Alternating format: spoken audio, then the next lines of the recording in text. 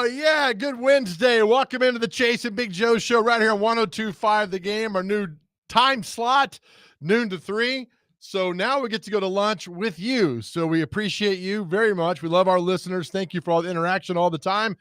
Chase McCabe is off today, and Chase is off the next 3 days. I did not know this existed, but Chase is going. Dr. Cram, by the way, is here on the ones and twos. Why do you call it the ones and twos? DJs, ones and twos, but I'm not really a DJ per se, right? Executive producer. So there we go. Dropped it. So it's like a 1 and a 2, like Lawrence Welk. Is that what you do? You could say that. I'm a man of many hats behind the board. So if you want to call me the ones and twos DJ, that's fine. I do that along with produce you guys. So. Oh, love it, man. You're busy back there, and I like that. So Chase has gone to what I had no idea these existed, a rock and roll fantasy camp. Right, he's gonna learn how to play rock and roll with Rat and Whitesnake. Well, I knew he was pretty good at guitar, but my goodness, come on now. I'm just glad he's not doing another LinkedIn storage meeting in New York City. He's got a lot of LinkedIn. Yeah, if you walk into his office, his whole entire wall, I've mentioned this to people, it's full of just plaques. And I'm just curious, where's he going to put all of them that don't fit on the wall? Right. I mean, does he go to the other wall, or does he put them in his car? I'd put it down the hallway here at Cromwell Media because he's got all these certifications for LinkedIn cloud storage, LinkedIn cloud architecture. I mean, the guy is he's very proud of him. It's amazing. He's like a modern day, who is somebody that's a great multitasker throughout history? Bill Gates? Genghis Khan? Bill Gates.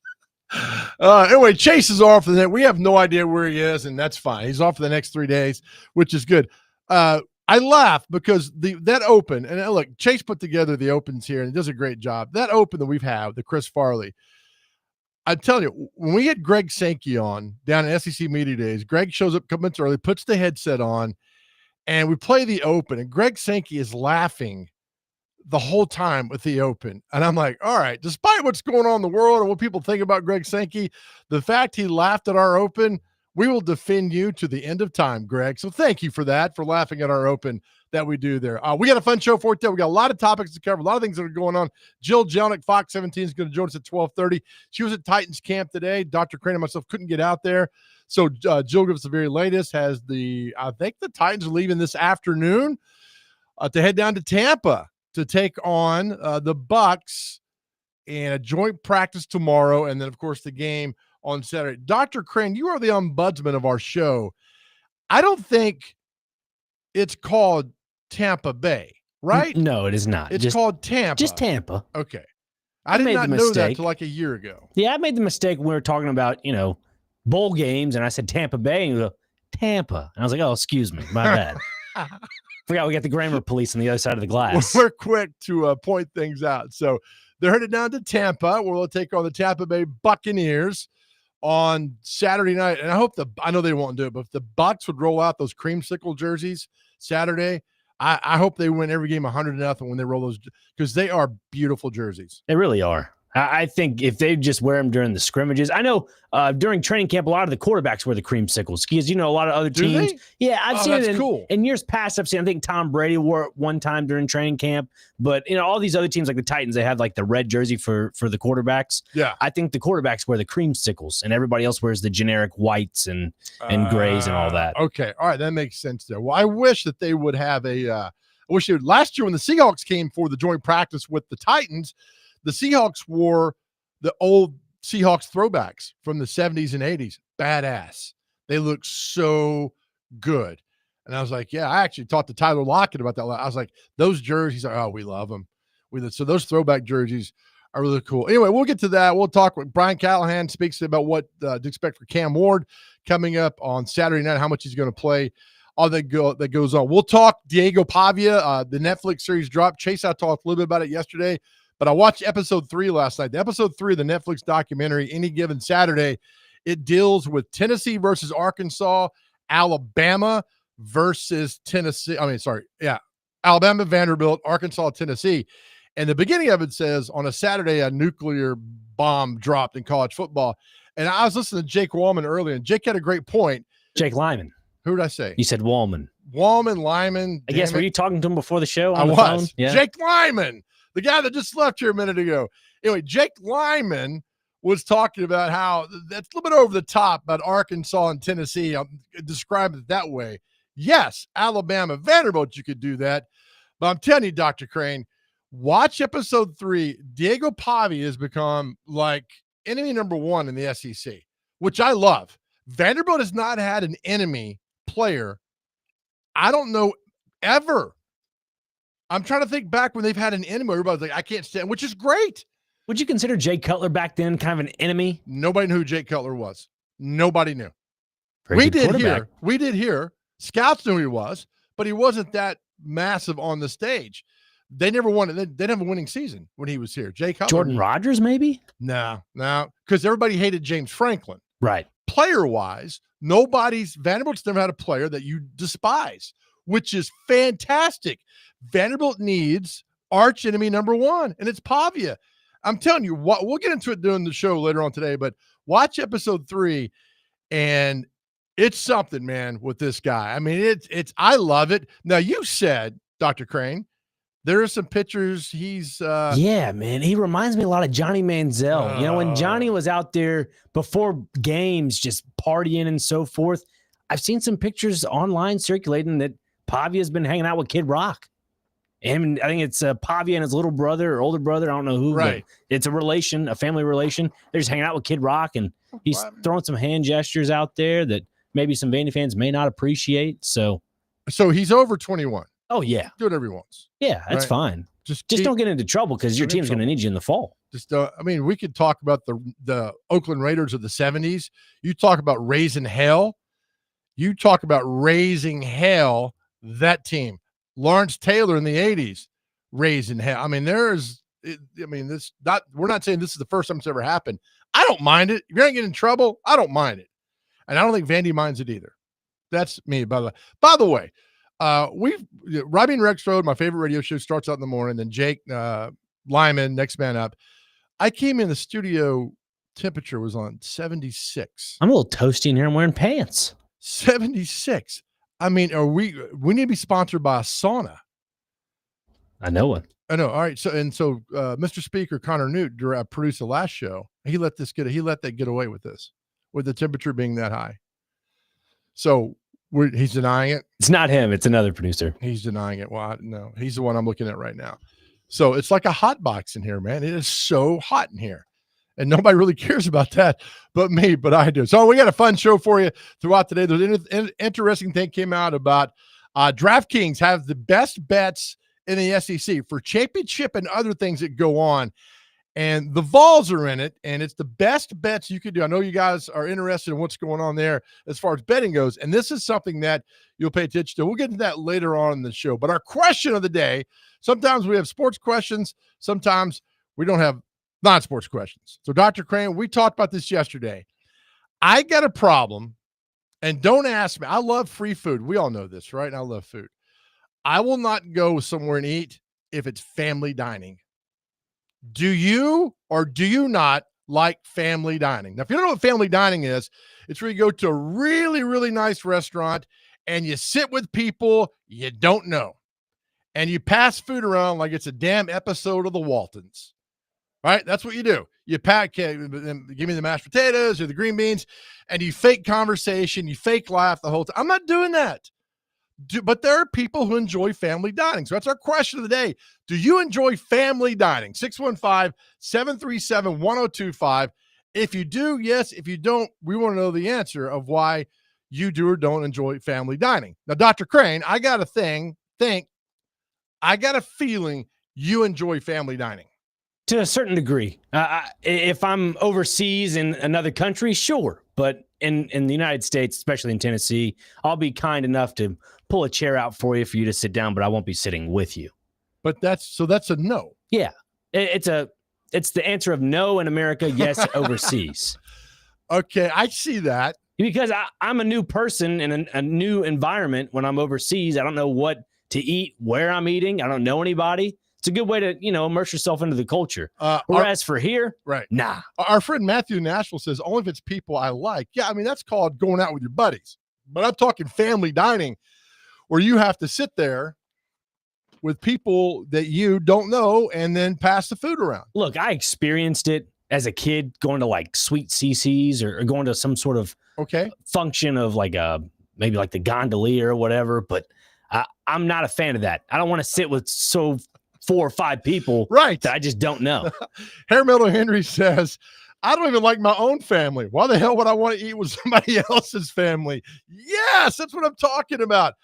There's a restaurant I went years ago, family dining, and there were 12 people at the table. At the time I was married, and I mean, this is a long time ago. And one of the kids put his fingers in the mashed potatoes. And his dad spanked him to Mars and back at the table. And the kid's like 5 and he's crying. Meanwhile, the mom is trying to make small talk with everyone while daddy is spanking her son to the next millennium. And they continued passing and then I was like, no, I'm not doing this. I never went back. Never went back. So that's our question of the day. Do you or do you not like family dining? We'll read all your responses. You guys are great. 9712 says, I apparently want to dine with my own family, much less someone else's. Yes, we're on the same team today. See, we all can come together for something. That's our question, 737-1025. All right, we'll take a break. When we come back, Brian Callahan spoke about what you can expect from Cam Ward and the football team coming this Saturday as they take on Tampa Bay, the Buccaneers. We'll hear from Brian Callahan next. Off and running, you're always welcome on the show. Even Clay, you're always welcome. 615-737-1025. This is the Chase and Big Joe Show right here on 1025.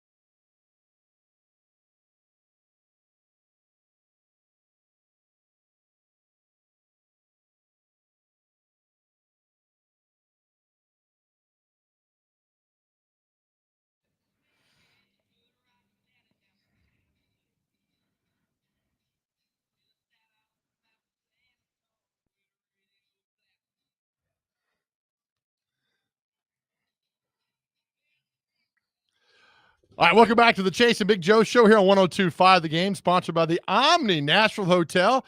We'll be at the Omni Nashville Hotel tomorrow. We always love going down and seeing our friend Todd Rodermel. Dr. Crit, I'm going to say it right now. You know who's going to join us tomorrow at 12:30 on the show? Who's that? Mr. Vince Gill. Are you kidding me? He's going to join us at 12:30. He's got a bunch of shows at the Ryman this weekend, so Vince will join us tomorrow at 12:30. Looking forward to it. So that is awesome. So we probably need to play some Vince Gill today. Oh, I got a few. Oh, I've got a few. I bet you do. All right, thanks. Anyway, Chase is off today. Dr. Crane here behind the board. Mr. Speaker, Connor Newt hanging out today, which is just a treasure. All I'm missing back there is Jake Wallman. Then we'd have a complete house in there. All right, so our question of the day is cute comment, Joe. Who's that? That's a cute comment you made there. About Wallman. Oh, good guy, man. Is family dining. You know, do you enjoy family dining? Because I don't. And look, man, I'm reading these responses on our text line, 615-737-1025. And we can all agree on something. And this is great. Josh says, I met a couple of cool people at Monell's over the years. I'd rather not sit with strangers. Yes, right? No way. 2087. David says, I hate family dining. I like a peaceful meal. I don't want to hear another group's conversation. It's awkward. I don't even like sitting at community tables. I just also don't like people's gross dining habits. Why do they have these things? I agree, David. Thank you for that. Keep them coming in. 615-737-1025. Text line brought to you by WilsonCountyHyundai.com. All right, so the Titans head down to Tampa. They're leaving this afternoon. They'll have a joint practice tomorrow and then play Saturday. Of course, the question is, we've talked about it all week. All the shows, we'll be talking about that. How much will Cam Ward play on Saturday? How much should Cam Ward play on Saturday? Here's what Brian Callahan had to say.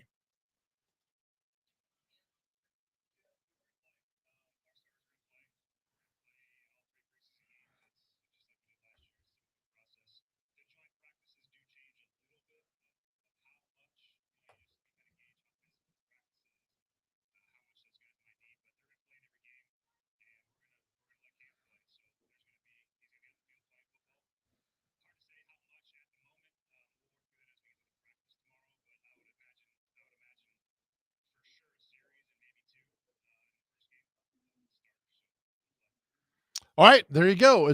He'll play. I think if they go 3 and out the first 2 series, that's not good. I want to see more about that. But with Callahan talking about Cam Ward, how much should he go? And now look, we've talked about it quite a bit. Throw everything at him and hope Tampa does that and doesn't take it easy on him.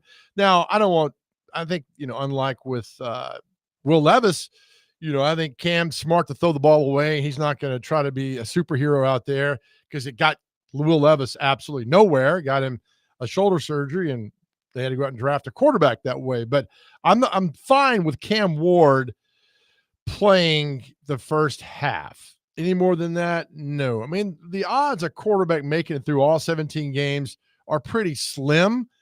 We've seen it throughout. Although the Titans have had, McNair did it twice through 16 games, which was crazy. He took so many, just the beatings out there on the field. So it happens. It can happen, but the odds are he's going to miss time with an injury because that's what you look at things that have gone on in the past. But I don't mind Cam Ward doing that as well. And you see for things that go on there with Cam Ward. Now, Brandon Allen, they used to do a thing where they would flip-flop like week 2, number 2 would start. Week 3, number 2 would start again. And, the first quarterback wouldn't play that much.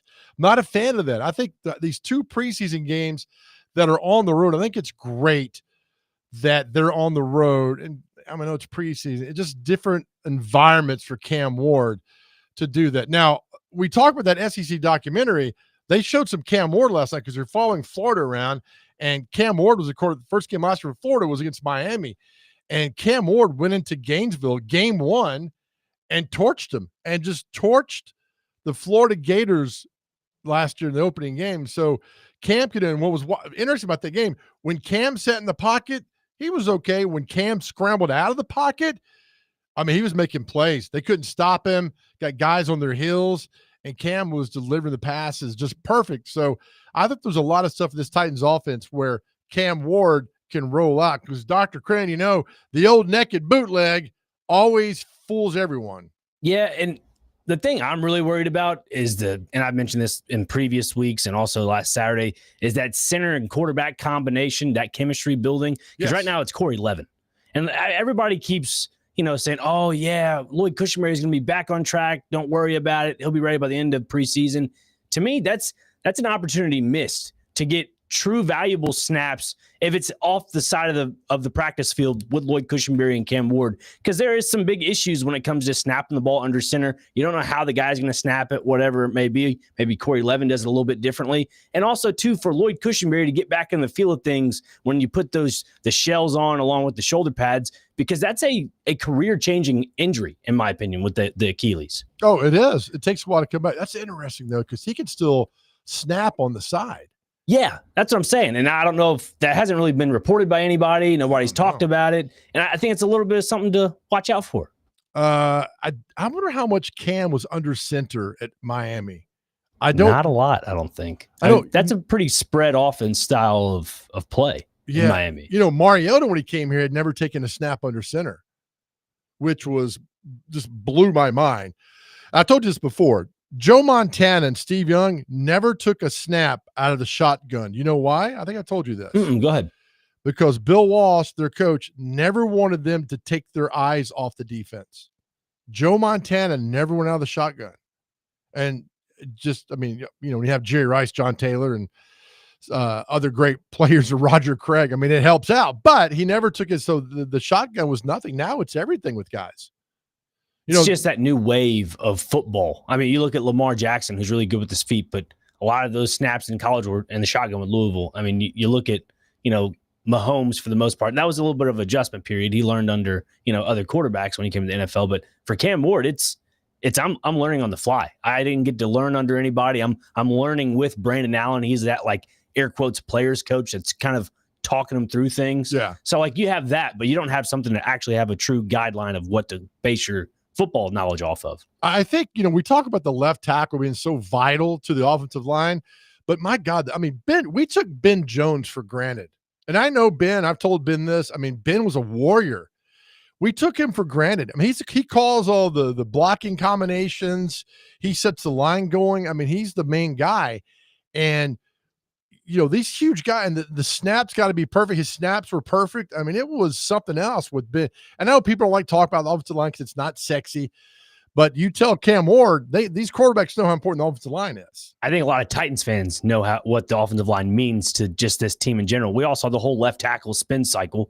You have your whole offensive line now, especially, and I go to Brian Rector with this. He called the center and the offense the technician. Like you're saying, calling out all the blitzes, all the stunts, because everything starts from the center. Right. It starts there. You want to know where your pulling guard's going to go? Well, what is the center going to do? Is he going to chop down? What's he going to do? Yeah. It's funny. There's only 3 or 4 centers in the Pro Football Hall of Fame, which is just, I know for us linemen, we just hate that. And I understand that. But when Jason Kelce retired, I think Jason Kelce might be the best center of all time. He was a pulling center. Now, I don't think Corey Levin's that good. He's adequate, snap the ball, do combination blocks and all that stuff. I think Corey Levin knows he's not great, but he works hard and he's there and he can fill into Cushenberry goes. But Jason Kelce was a center that would pull. How many centers pull? I'm telling you, not a lot. When I played, zero centers pulled. And when your center can get to the next level and block a linebacker, get out of here. There's all kind of things you could do with that. That's why the Eagles are so good.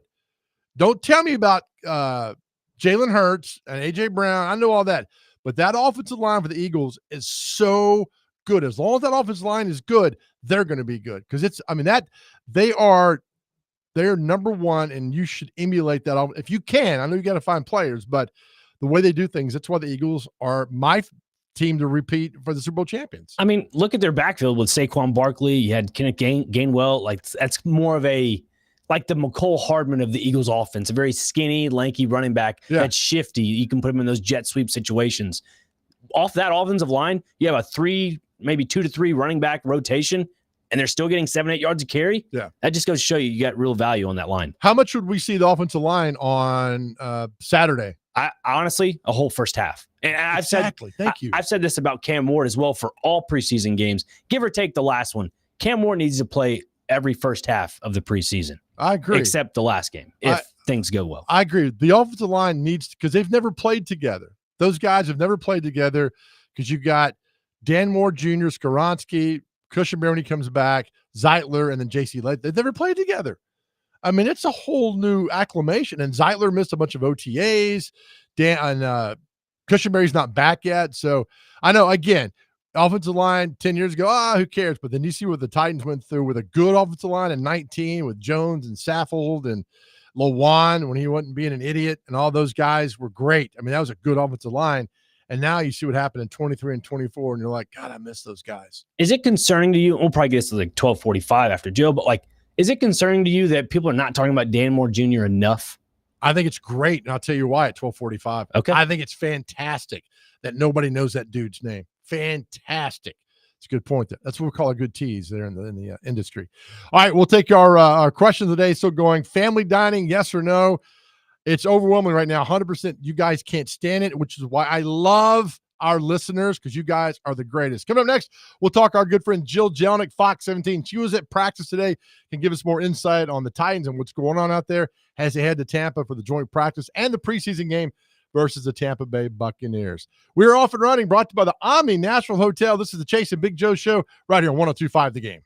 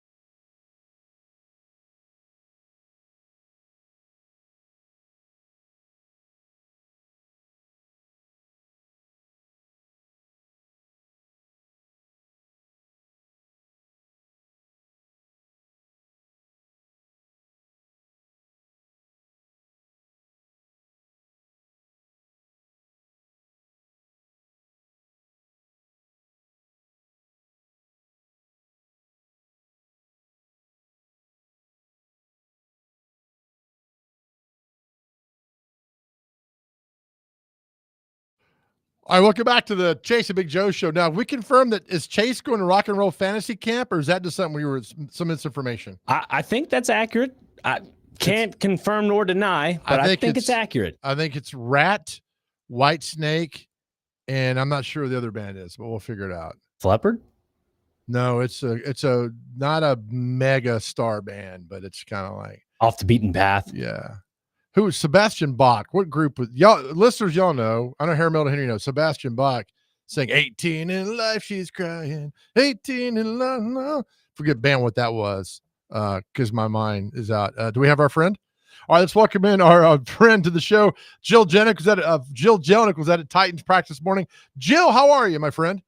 I'm great. I hope you don't ask me to sing because none of our listeners want to hear that. That's for sure. But I will. I can talk to you about the Titans practice. We could do that real quick, though. Our question of the day: family dining. You have a beautiful family. Do you know what family dining is? No, I don't. All right. So family dining is where you take your beautiful family to a restaurant and you sit with other families and you eat at the same table.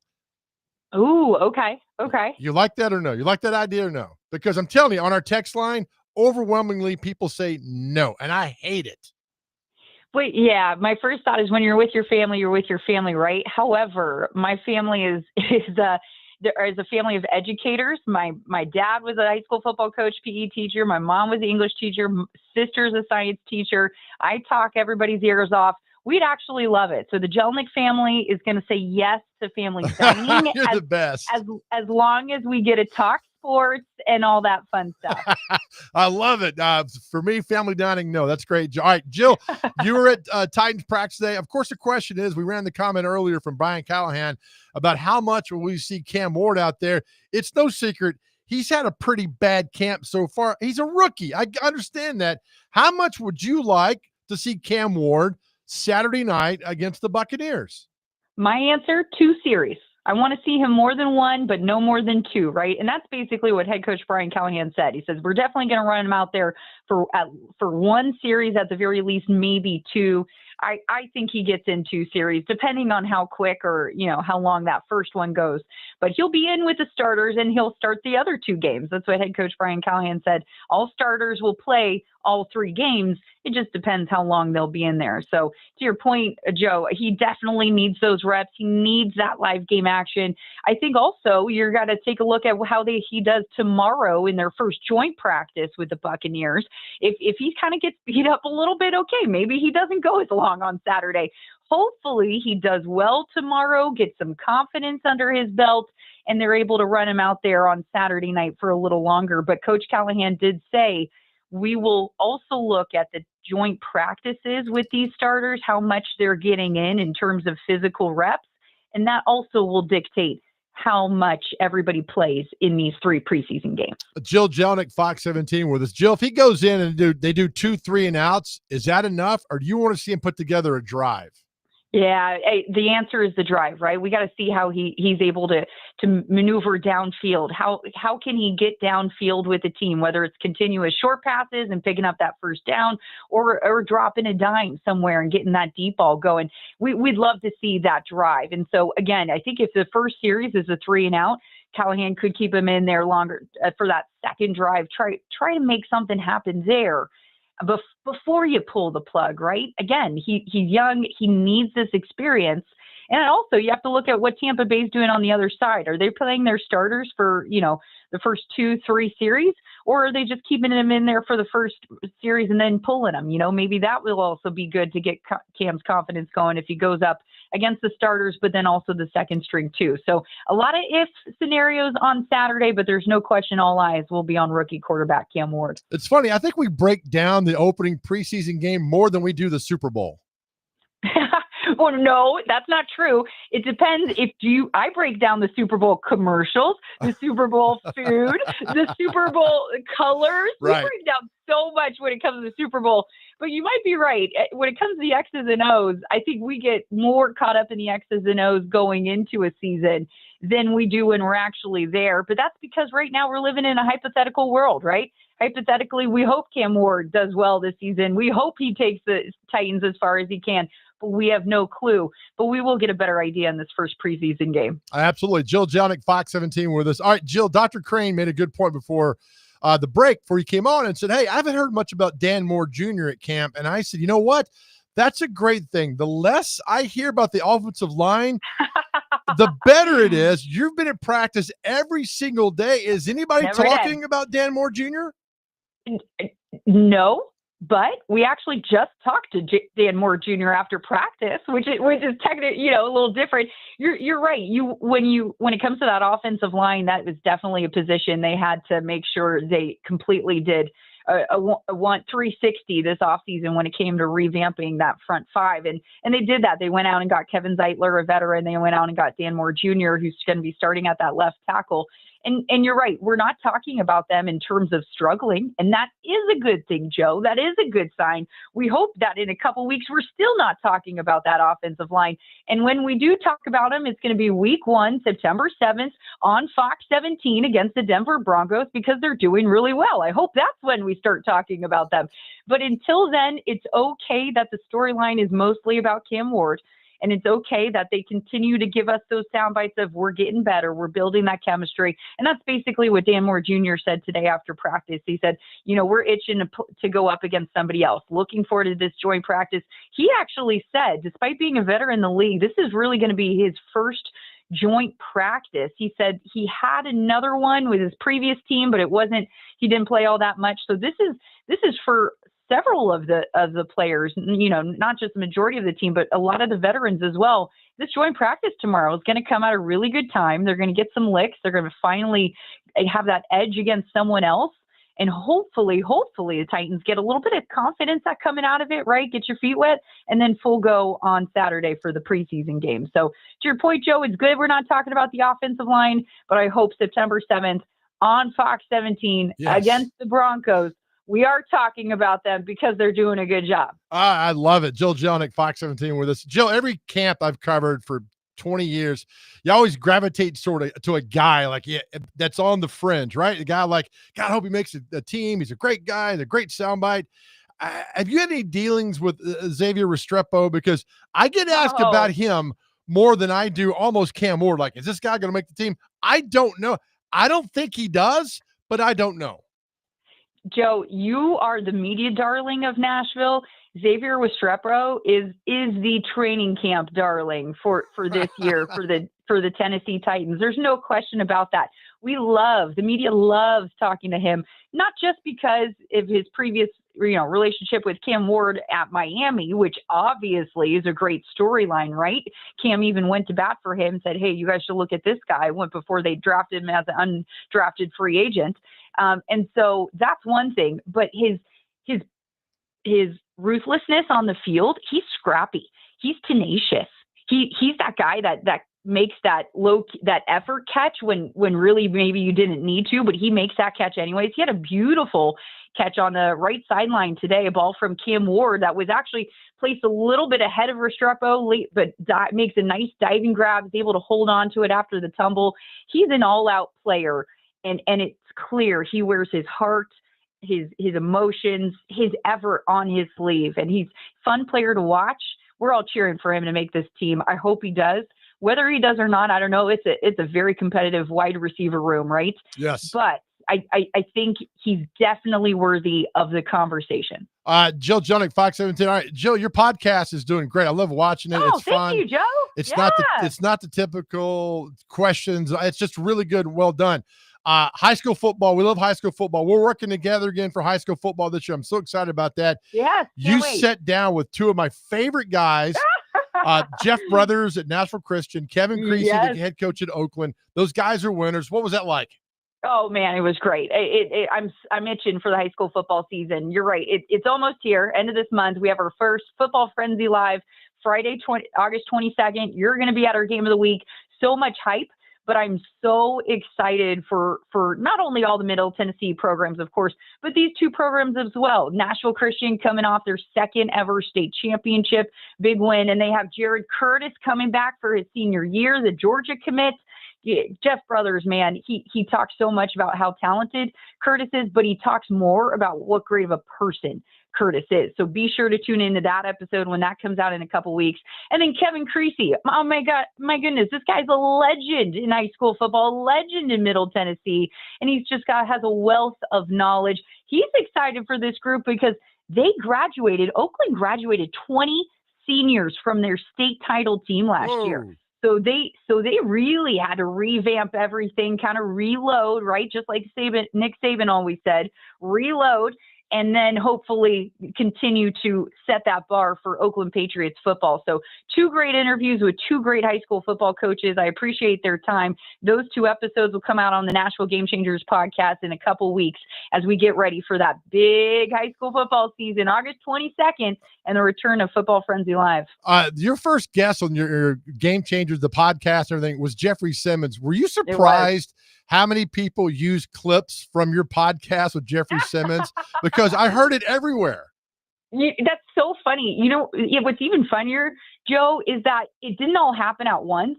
Like, sure, we got a lot of good attention, good feedback from that first episode, but it was what happened in those several weeks later. People went back to that episode. They found out about the podcast. Jeff said this. Oh, Jeff said this. And sometimes you know how it is. All it takes is one retweet here or a repost here, and then all of a sudden it's all over the place. I'm glad. And you know what? I credit to Jeffrey Simmons. He was pretty candid. He was pretty honest. He was critical of himself, critical of the team last year. He was on a golf course, so he was definitely enjoying himself. He was comfortable. So, no, it was a great first episode. I'm glad it did well, and hopefully we can continue that momentum on the Nashville Game Changers podcast. When does it air? I see it all over the place. Every Wednesday. We have a new episode today. MTSU dynamic duo, father-son duo, Rick Insel, Matt Insel. That's our episode today. But every Wednesday we'll have a new guest. You can check it out on Apple Podcasts, Spotify, wherever you listen to your podcast. You can also check it out on YouTube as well. Beautiful. Jill, as always, thank you. I appreciate your time and everything. I'll see you soon. Thank you. I'll see you for that family dining dinner coming up soon, right, Joe? Yeah. Right. See you there. Yeah. Right. Bye. All right. Thanks, Jill. Jill Jelnick, Fox 17, the hardest working person in sports broadcasting. I'm not kidding you. She does everything, does a great job as well. The answer to my question was Sebastian Bach, Skid Row. That was the band, Skid Row. So Chase is at his fantasy rock and roll camp, but I'm not sure if this is real or not, or if it's a fantasy. I'm not sure, but we'll go with it. We're Rat, Whitesnake, and Skid Row are there hanging out with Chase as well. All right, we'll come back, Dr. Creighton. Now we're going to tell you about a few Titans players that we think are going to, after this weekend, are going to take a next step up. I'm telling you, there's some positive things about this football team. It's not all negative all the time. There's some positive things, positive players about this Tennessee Titans football team. Dr. Creighton, I will tell you just a few of those. We hope they'll have a big game this weekend and continue forward with all that as well. This is the Chase and Big Joe Show, brought to you by the Omni Nashville Hotel right here on 102.5 The Game.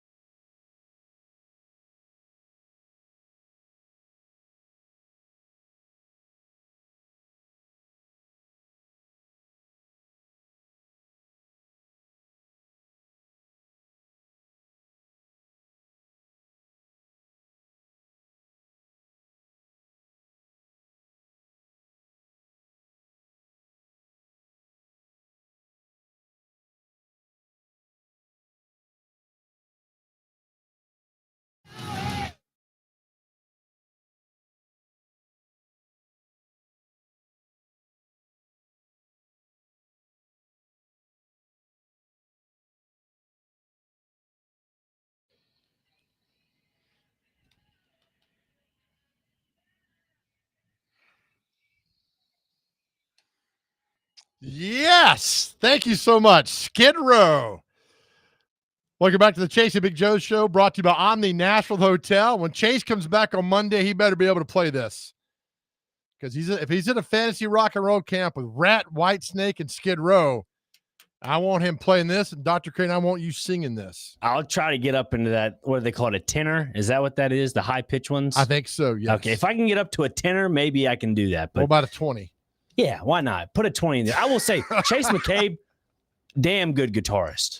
He's not bad. I mean, he came in here one day and I was producing the midday show, filling in for David, and he just started strumming along. I was like, play me something. I love it. I mean, it was all day, every day. I could do it. He's a multi-talented individual. LinkedIn cloud storage, architecture, development. I mean, now rock and roll fantasy camp. I call this refining the craft for him. Yes. So here's why I love our audience. So I said, Sebastian Bach, what band is that? So many people sent us notes on Skid Row that half of you guys sent me texts saying he was in Cinderella. He was not in Cinderella. He was in Skid Row. But we're all together. Now we know what's going on. Our question of the day is family dining, yes or no? If you get invited to family dining, do you go? If you know what family dining is, it's where you and your family go to a restaurant and you sit with other families and you pass food around. 99% say no. The lone yes, our dear friend Jill Jelnick, let her experience that one time and her tune will change to like never again. If she has nieces and nephews, take them to like a pizza place where they're all together at one table. Right. And then she'll experience what we're talking about. Somebody asked, you said you did the Sweet CC's? Yeah. And there's like passing ice cream around? Yeah, they would pass like the pizza around and like some people would put hands on the pizza. I'm very finicky about that. Don't go. So it's not ice cream, it's pizza too? Yeah, Sweet CC's. No, CC's pizza. Yeah, what? Not Sweet CC's, oh, you weirdo. Me. Well, that's the ice cream shop. I forgot about that. Yeah, I'm not eating ice cream after you. I wouldn't even eat ice cream after my son. I'm not doing that. Ice cream's off limits. We don't do that. Oh, you're the best, man. You know, when we used to get ice cream delivered here, some people would just stick a spoon in the giant tub and then put it back in. Like, no thanks. Can I tell you real quick? We're going to get to we hope our Titans guys who hope they have a good game this weekend. I worked many years with Bob Mueller at Channel 2. I love Bob Mueller. But every year they'd bring the popcorn, the tins, like the one side's popcorn, then the caramel, then the kettle. Yeah. And Bob, I love you. And we all laughed. You know, you did this. It's great. He'd walk up and just dig his hand in everything. And just like he'd have a conversation with his Diet Coke and digging in. And I never had any more popcorn out of that. Not because it's Bob.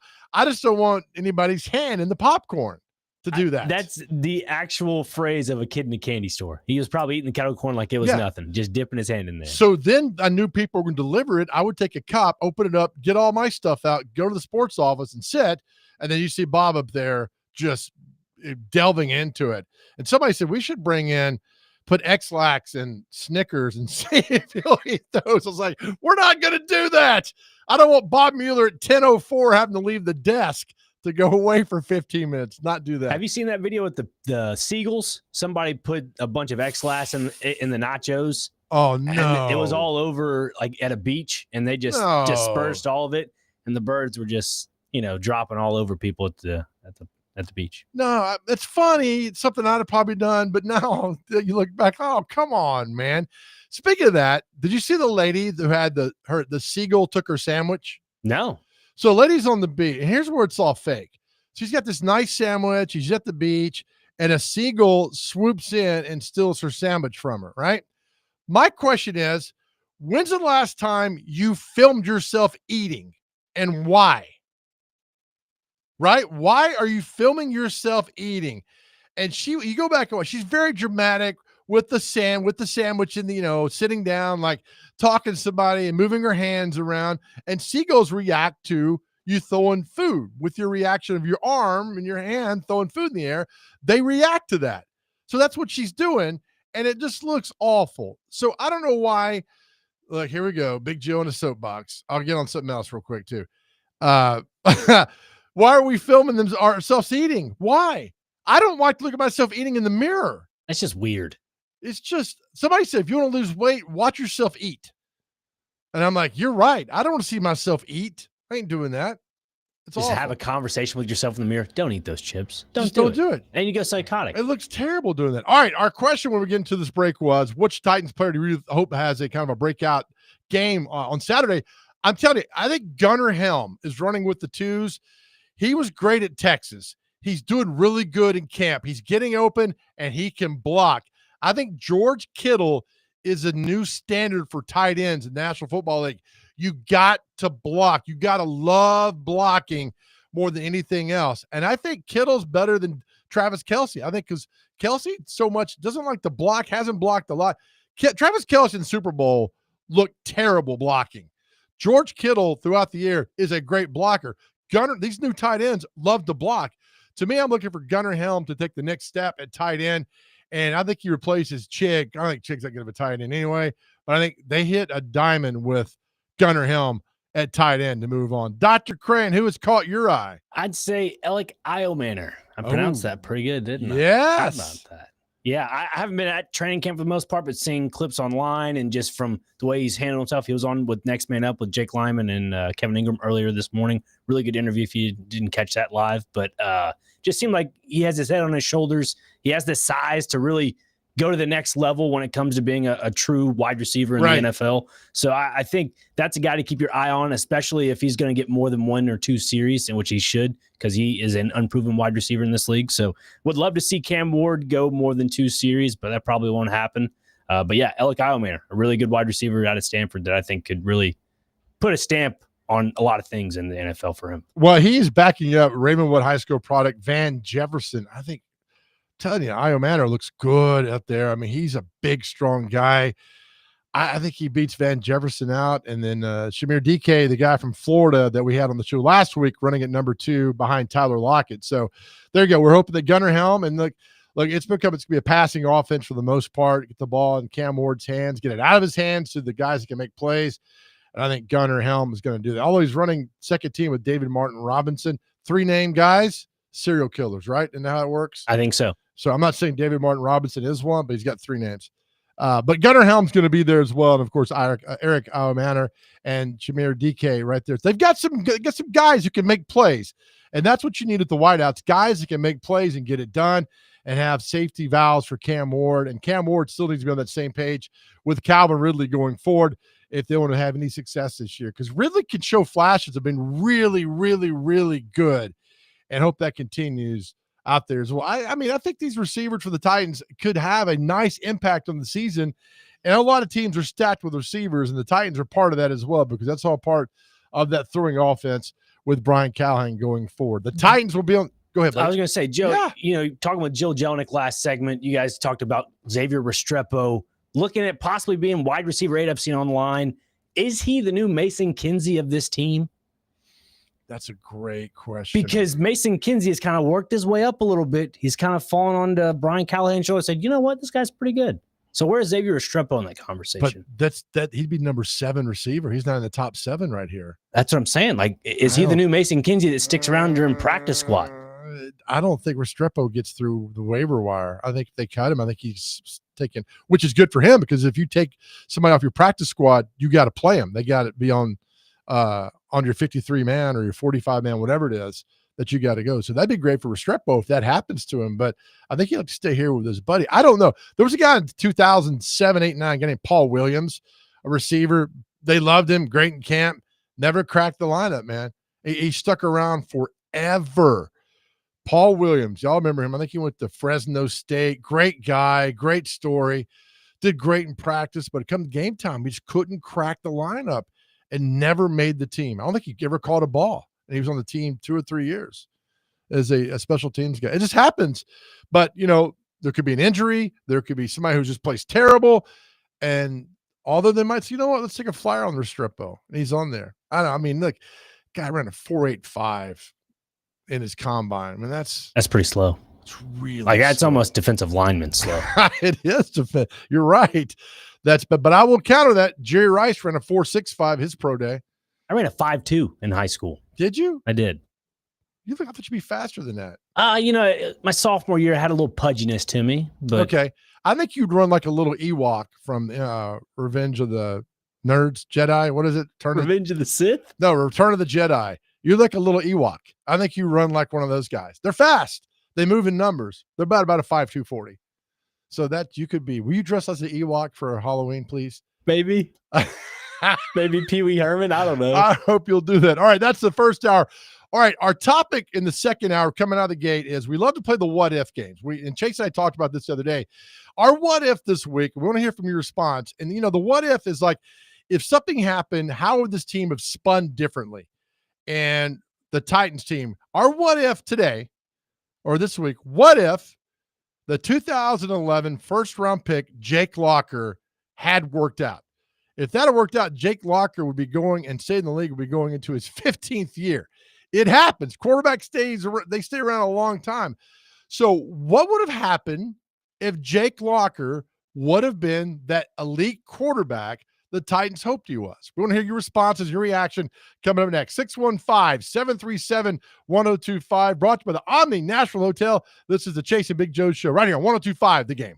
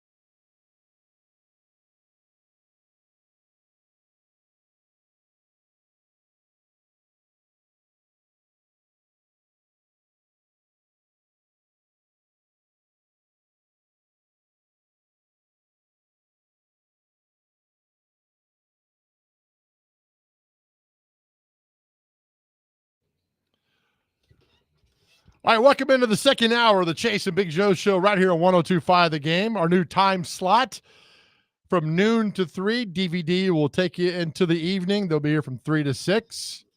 So our big question of the day is family dining, yes or no? We actually got somebody who says yes. Matt on the text line, 615-737-1025. Matt says, eat at Mrs. Wilkes' dining room in Savannah, Georgia, and your tune will change on family dining. 100%. Yes, I'm in. Thank you, Matt, for that. So we got 2 yeses. Jill Jelnick and Matt enjoy family dining. I do not. Dr. Crane does not. And our best text so far, Harold Metal Henry said, hell, I don't even like my own family. I'm not going to sit with somebody else's family to do that. I'm telling you, man, this question unites us all. Despite all of our differences in the world, we've come together for our disdain on family dining. Now, Greg Pogue sent me a note and said that there's a place called Lazy Susan in Madison. You'd spin the board around. You would eat. No, I'm not doing that. I want to play roulette with my food. No, exactly. If I wanted to do that, point. I would go out to Russia and play roulette out in the air. I'm not doing that. No, it's just no. Hell no, I'm not doing that. Another thing that bothers me, real quick, and before we get to other things, take your time, buddy. Smacking at the table, just smacking your food, not chewing with your mouth closed. That right there, that'll grind my gears. There is a meme that says, "If I can hear you chew, I have plotted your death." Yes. And my thing is those who eat ice. Like one time my daughter was eating ice and I'm like, you have to stop that or I'm putting you up for adoption. Depends on the ice though, Joe. No, you're not eating ice. I don't want to hear you eating ice. I'm sure our listeners are like, listen, Sonic Ice, pretty darn good. It has that little circular crush to it. I can still hear it though. I don't want to hear that. So let us know, 615-737-1025. About family dining. Y'all's responses are just always wonderful. All right, we do the what if, and we debate about this all the time. So our what if today is, when it comes to the Titans, we did this with Vince Young about a month ago, and it was fun. But what if Jake Locker had worked out? Now, Jake Locker was drafted by the Titans in 2011, and Dr. Crane? There's a new coach for the first time at the Titans/Oilers franchise. The first time in a long time. Jeff Fisher's not head coach. It's Mike Munchak. Here's the pick. With the 8th pick in the 2011 NFL Draft, the Tennessee Titans select Jake Locker, quarterback, Washington. Listen to those boos. I love the audience reactions. Like, they don't care about the Titans in New York City. Now, that was a draft where I think Cam Newton went number 1. Blaine Gabbert's also. I think Gabbert might have gone either before or after Locker. I don't remember right in there. But Locker was good in 2009, where a lot of people thought Locker should have come out of Washington in 2009. So they took him in 2000 after the 2010 season. Look, I understand the Titans made that pick about Jake Locker because they didn't have a quarterback. They signed, that was a lockout year. They signed Matt Hasselbeck, came over from Seattle, who was adequate, but they didn't have a quarterback. They had nobody on the team because Vince Young was gone. Rusty Smith was gone. Kerry Collins was gone. There was no quarterback. So I think the guys, Dr. Crane, worked out at Father Ryan, if I remember. They did, because Father Ryan made posters and gave them out to all the parochial schools and the students there. And I still have my Jake Locker poster. Oh, cool then. So Locker started and was here with Munchak.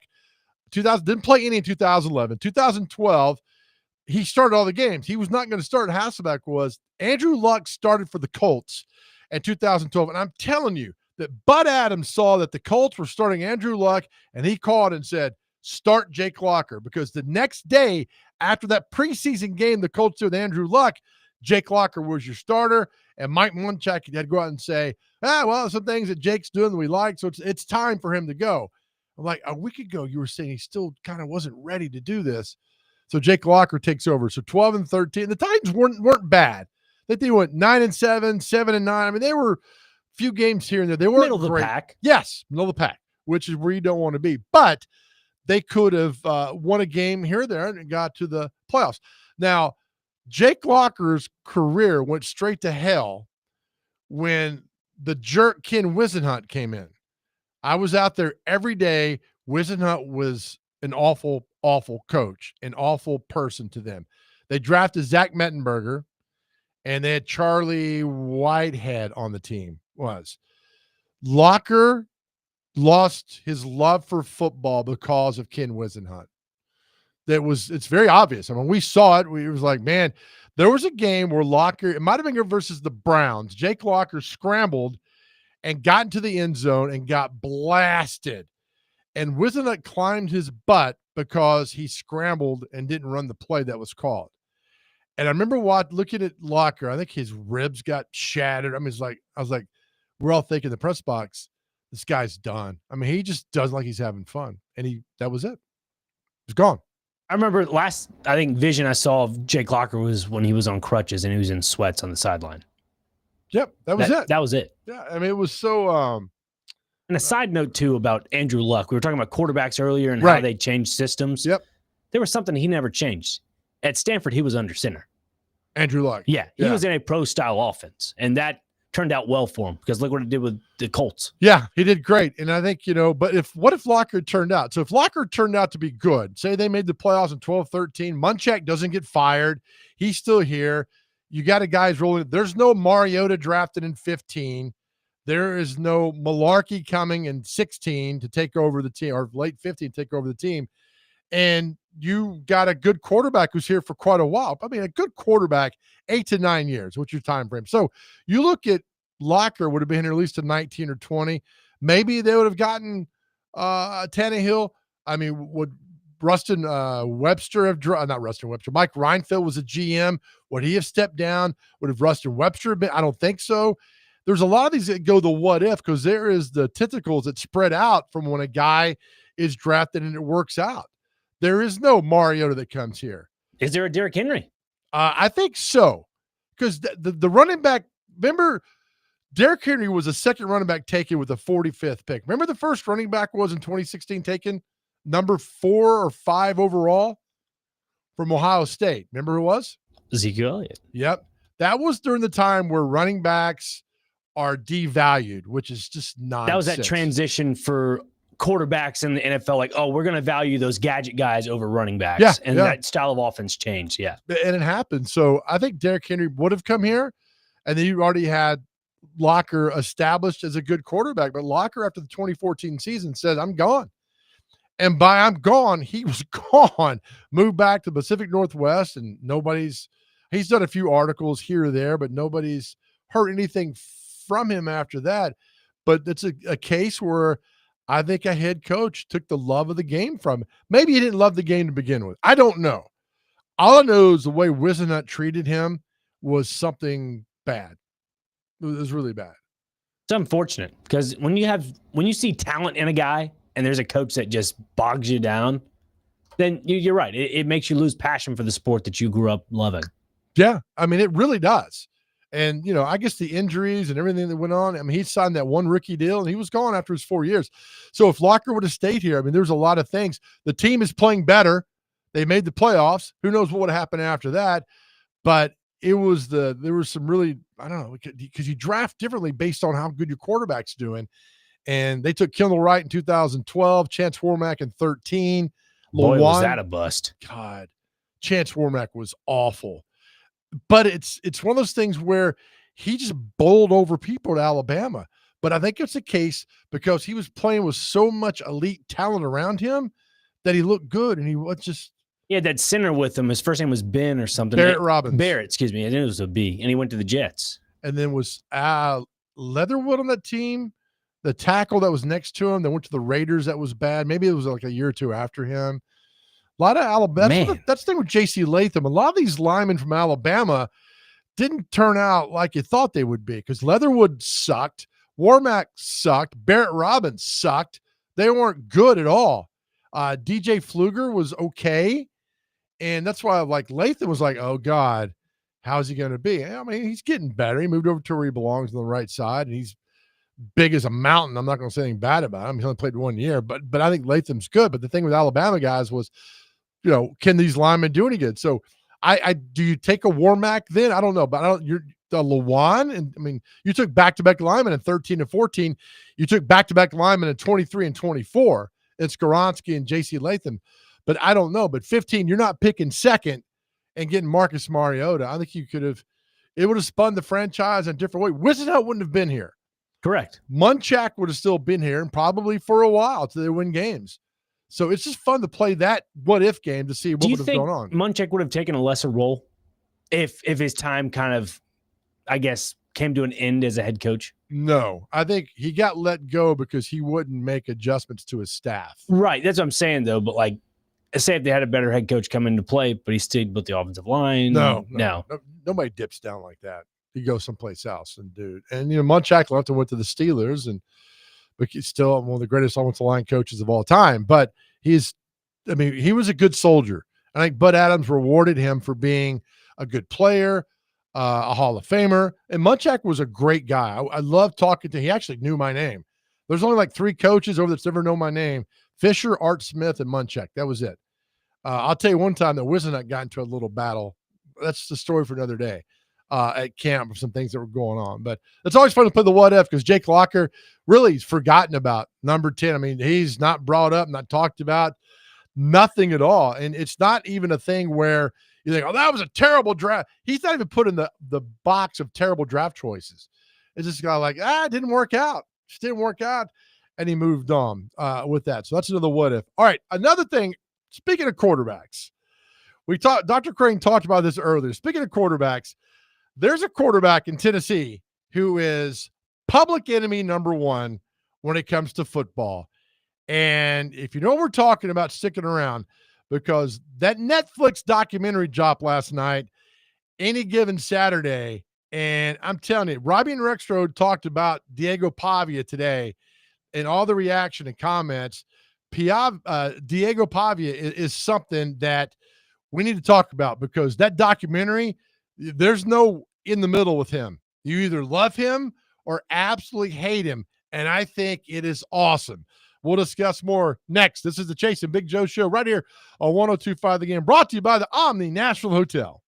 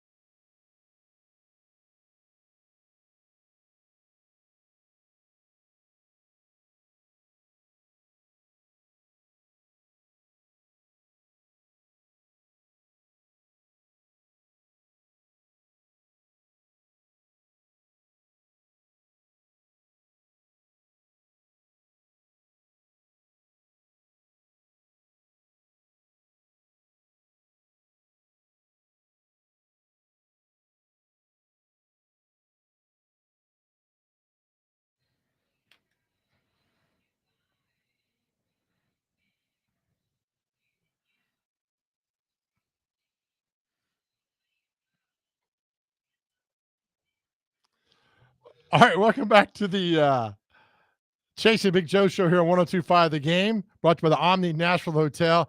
You guys are still rolling in about the family dining question. If you get asked to go eat family dining, say no. For those that know what family dining is, where you take your family to a place and you sit with other families and you share food like you're on an episode of The Waltons or Little House on the Prairie. Not only am I a no, I'm an absolutely hell no. JD on our text line 615-737 says, agreed on smacking and open mouth chewing.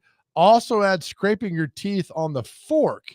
That drives me absolutely insane. James in Nashville, who does that? They have a thing called toothpicks that they give out at the front desk. You can grab those. If they don't, you can probably go to a local department store and grab a handful of them. But that's gross. I've seen people use knives, back ends of spoons. Oh, get out of here. Yeah, it's gross. Oh, my goodness. And then it flicks out into someone else's plate. That's what bothers me the most.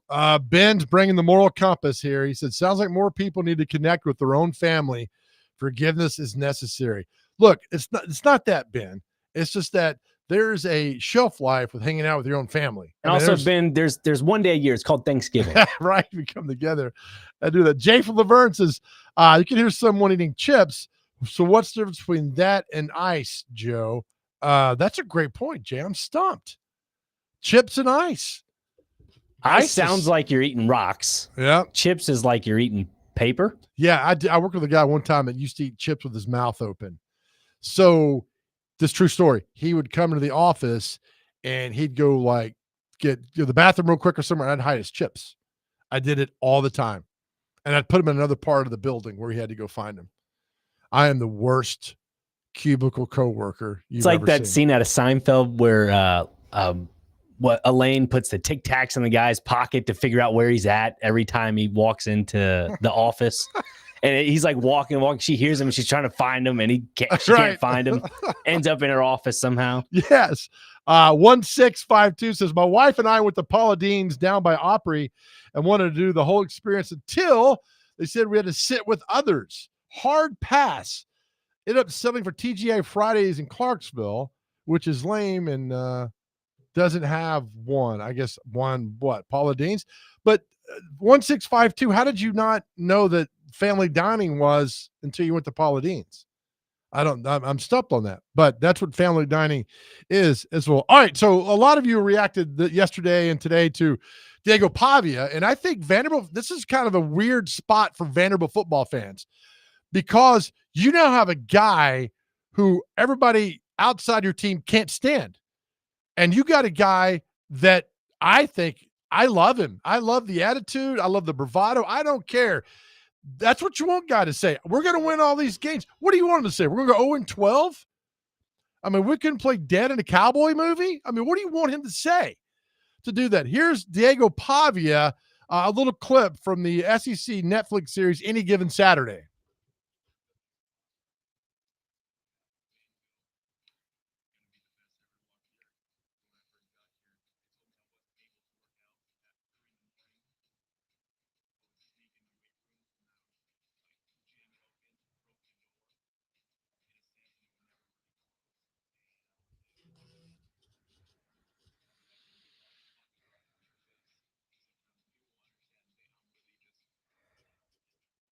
All right, that's from Diego Pavia.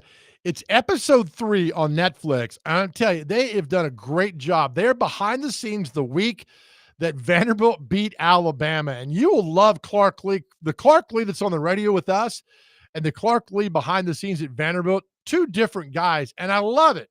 I love his attitude, but I'm telling you, Vandy fans, I don't know where you fall about Pavia, because this is uncharted territory for your football team. Because you got a guy that's kind of public enemy number 1 in the SEC. I know Vanderbilt's got a tough schedule. They got to go to Virginia Tech, game 2, then to South Carolina, game 3, and they got to go to Alabama, go to Texas, go to Knoxville. I mean, it is a tough schedule. But don't you want to go into battle with a guy that you know is going to give you everything you've got, everything he's got, 100%? There's that one, they talked one time, I forget what game it was. It might have been the Missouri game that they barely lost last year in double overtime, which they should have won. And Pavia says, hey, when things break down, remember this. you've got me. And he's proven that is a great resource because he's won so many games. He did it in New Mexico State. He's done it at Vanderbilt now.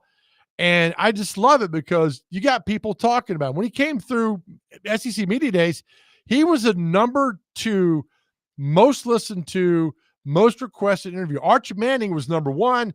Diego Pavia was number 2.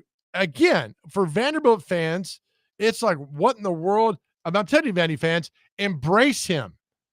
Take him for what he's got because the guy there's a great scene in the documentary where they score and go ahead in Missouri in overtime, and everybody's celebrating. And he's like, hey, let's support the defense. We haven't won the game yet. And to me, that is putting the team before anything else. He can go out and take pictures with Kid Rock. He can wear all the flashy stuff. I don't care. Johnny Manziel did it and didn't end up doing it wrong, but Johnny Manziel won games. And it got, as you talk about in that documentary about Johnny Manziel, that Kyle Field, the renovated Kyle Field, that's Johnny Manziel.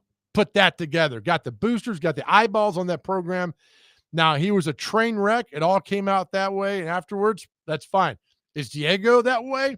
I don't think he is. I think he knows what's at stake. And if you can learn anything from Johnny Manziel, learn it that way to see what Johnny Manziel did wrong and do that. But for Vandy fans, for SEC football fans, watch the documentary. I'm telling you, there's no middle ground for Diego Pavia. You're either can't stand him even more, or you're going to fall in love with the dude. And, they describe him at 5. He ain't 5'11". I'm telling you that right now. But it's fun to watch, and it gives Vanderbilt something to look forward to, and you Vandy fans to say, hey, we got something now that we can talk about. Yeah, you're right. Sorry, Joe, I was busy back here. You're but cool, man. And you're absolutely right about Diego Pavia. I think this guy, like you were saying in the break, enemy number 1. But if he goes into this season and they only come out with like a 6-6 record or a 7-5 record, I'm good.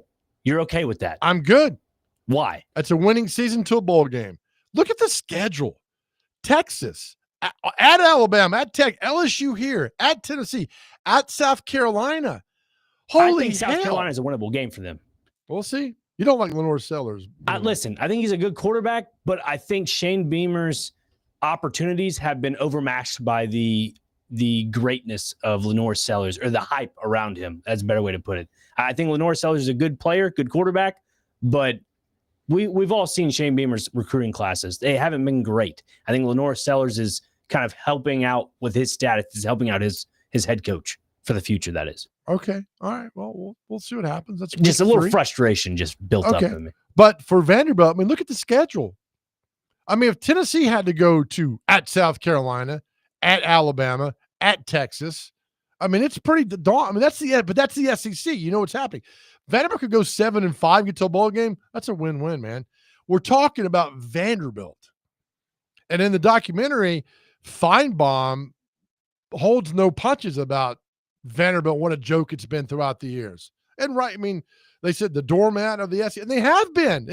We're not saying anything nobody else has said for years, but at the same time. But I'm telling you, watch the documentary. It's pretty damn good, and it's paired with Arkansas beating Tennessee. And they show you behind the scenes with Sam Pittman, who I think is overrated and should be absolutely fired for what he did with Isaiah Wilson for lying to the Titans. That's a whole nother show that we'll get into until John Robinson. That is Arkansas, Tennessee. Is that the one where Nico ran out of bounds? Yes. Okay. Yes. Your great quarterback runs out of bounds on 4th and 8. Terrible. Yeah, absolutely terrible. Reminds me of Alvin Kamara, who ran out of bounds versus Vanderbilt in 2016 on 4th and 10. He stepped out of bounds. I was like 2 yards short, right? 3 yards? Oh, he's more than that. 4? Yeah, more than I think it was like 6 or 7. He stepped out of bounds. And I was like, holy hell, Vanderbilt just beat Tennessee. And Tennessee was going to go to the Sugar Bowl. And Vanderbilt beat Tennessee in 2016 because Kamara stepped out of bounds. Correct me if I'm wrong, but was that an out route or a little wheel route to dump Kamara? off? Yeah, a little dump. Yeah, okay. And he had nowhere to go, and he ran out of bounds. I was like, what are you doing? I mean, you're not aware of what's going on. And that was the game. And that's when Tennessee got bumped to the Music City Bowl and did not go to the Sugar Bowl. So we'll see. But that schedule's still tough for Vanderbilt, but I think 7-5. But I'm telling you, man, he is the reason you're going to watch Vanderbilt football. And watch the documentary when there's a lot of good things he says. And if your other team, a fan of another team, like, oh, shut your mouth. He's infuriated Tennessee Volunteer fans to a level I've never seen, where Tennessee Vol fans are like, wait, come to Neyland in late November and it's going to be loud and we're going to take you to. Fine. You know what? They ain't playing. Those fans aren't playing the game. So when's the last time we got hyped for Vanderbilt, Tennessee football? Probably when James Franklin was there. So Jawan Williams, who's a former Vanderbilt, I guess, great in some regard, he beat Tennessee, I think, all 4 years, or if not three out of the 4 years. Yeah, Derek Mason's the only Vanderbilt head coach to beat 3 different Tennessee head football coaches. He beat Butch Jones, Brady Hoke in 17, and Pruitt in 18, which Pruitt's not really a big deal, but you still won. Vanderbilt beat Tennessee because Derek Mason was a head coach who beat 3 different Vanderbilt coaches, Vanderbilt Tennessee coaches that way as well. Do we have a phone call here? Do you want to take him after? Let's take him after the break. Yeah, it's a great idea. All right, 615-737-1025. Celebrity birthdays at 1:45. Love to hear from you. Weigh in on our question of the day. Family dining, yes or no? Your responses are great. We love our audience. You guys are fantastic. Thank you. Come back with your phone calls right here. This is the Chase and Big Joe Show, 102.5 The Game.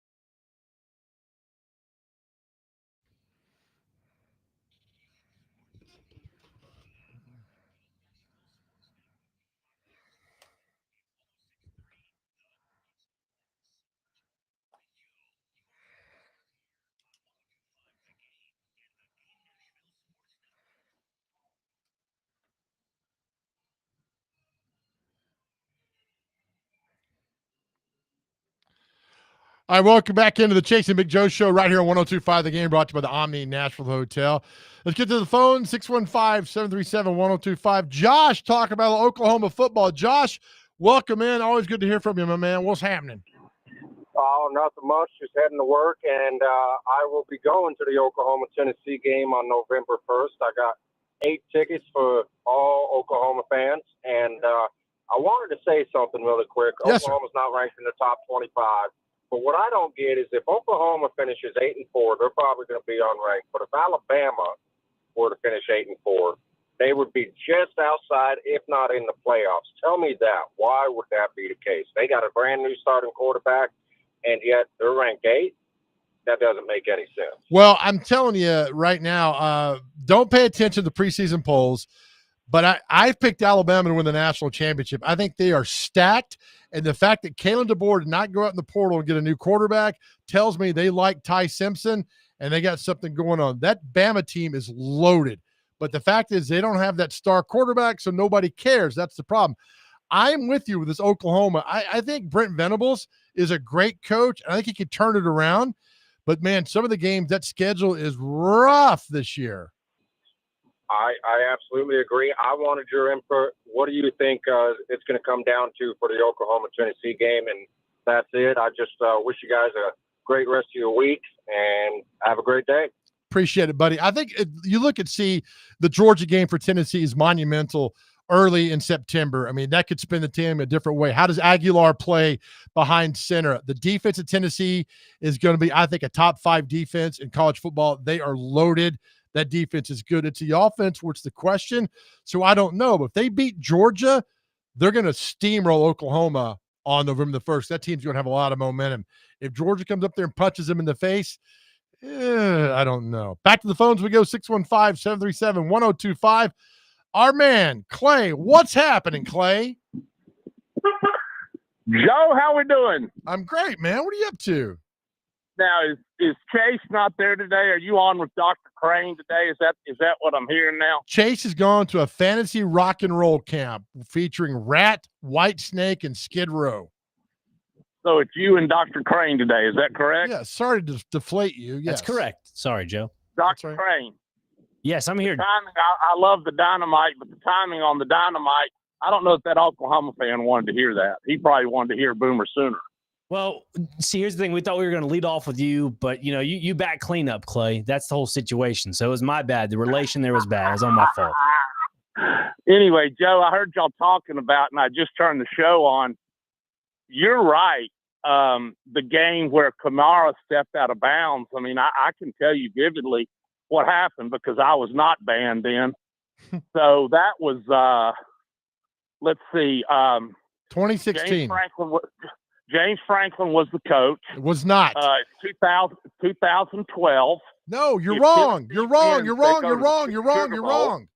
Stop. It was Kamara, 2016. He stepped out right in front of me. I'm sorry, 2016. Yeah, you're right. Yes. 2016, Derek Mason's the coach. Yes. And it was 4th down. And, yeah, Kamara just had nowhere to go, and he stepped out of bounds. And I was thinking, of course, I loved it because we had won. But, yeah, I was thinking, what the heck is this guy doing? I mean, he just stepped out of bounds, and it was 4th down. It was. And Tennessee, they won that game.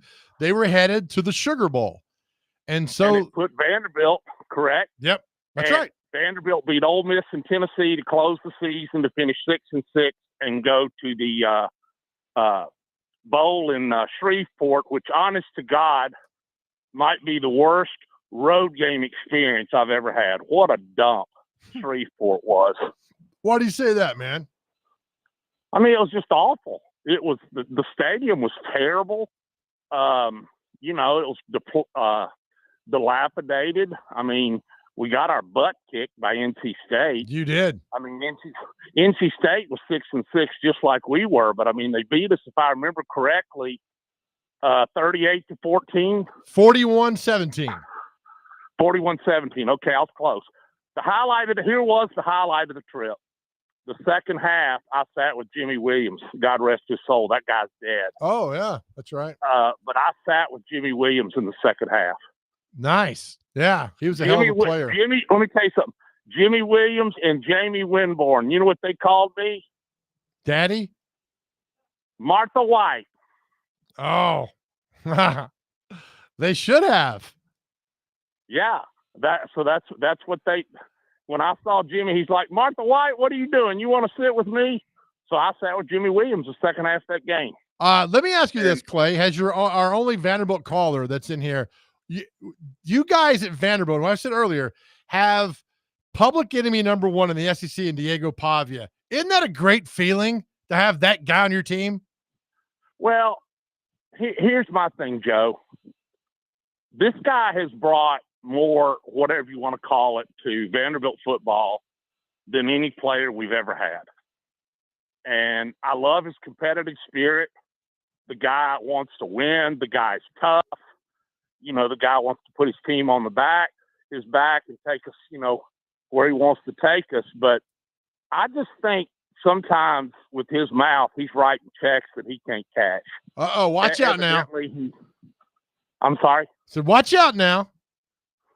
Well, for instance, yesterday, and I didn't hear it, but a friend of mine told me he said some stuff about Tennessee after practice or something that I can't say on the radio. Let's just put it that way. Okay. I just think all he's doing when he does that is just motivating the other team to come around the corner and just knock his head off. That's just my opinion. But don't you think they'd knock his head off anyway? Because it's the quarterback of another team. They're going to come after you anyway. So running your mouth, to me, that's fine. I mean, you can back it up. He's backed it up for the most part. Just remember, Big Joe, we have whatever flavor donuts you want on the line. I say Vandy wins. You say Tennessee wins. Now, along those lines, now that y'all are in the afternoon, if I was to bring food, Chase says he doesn't want donuts. So what should I bring? Chase ain't here. This is a republic. We voted him down 2-1. Dr. Crane and I want donuts. I'm still waiting on my assortment of a dozen. Okay. I was told that was going to happen 2 weeks ago, Clay. Where is that at? How about hot chicken from Hattie B's? No, because I don't want to sit in a creek for a week.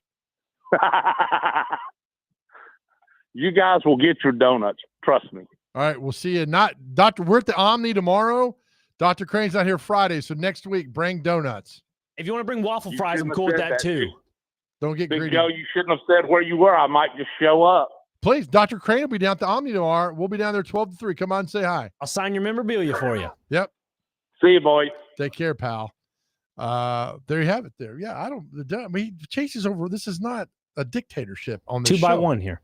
We're a republic, not a democracy. We're a republic. We are a constitutional republic where the majority wins 2-1. Now, if you swing to his side and give him the vote, then we got a problem.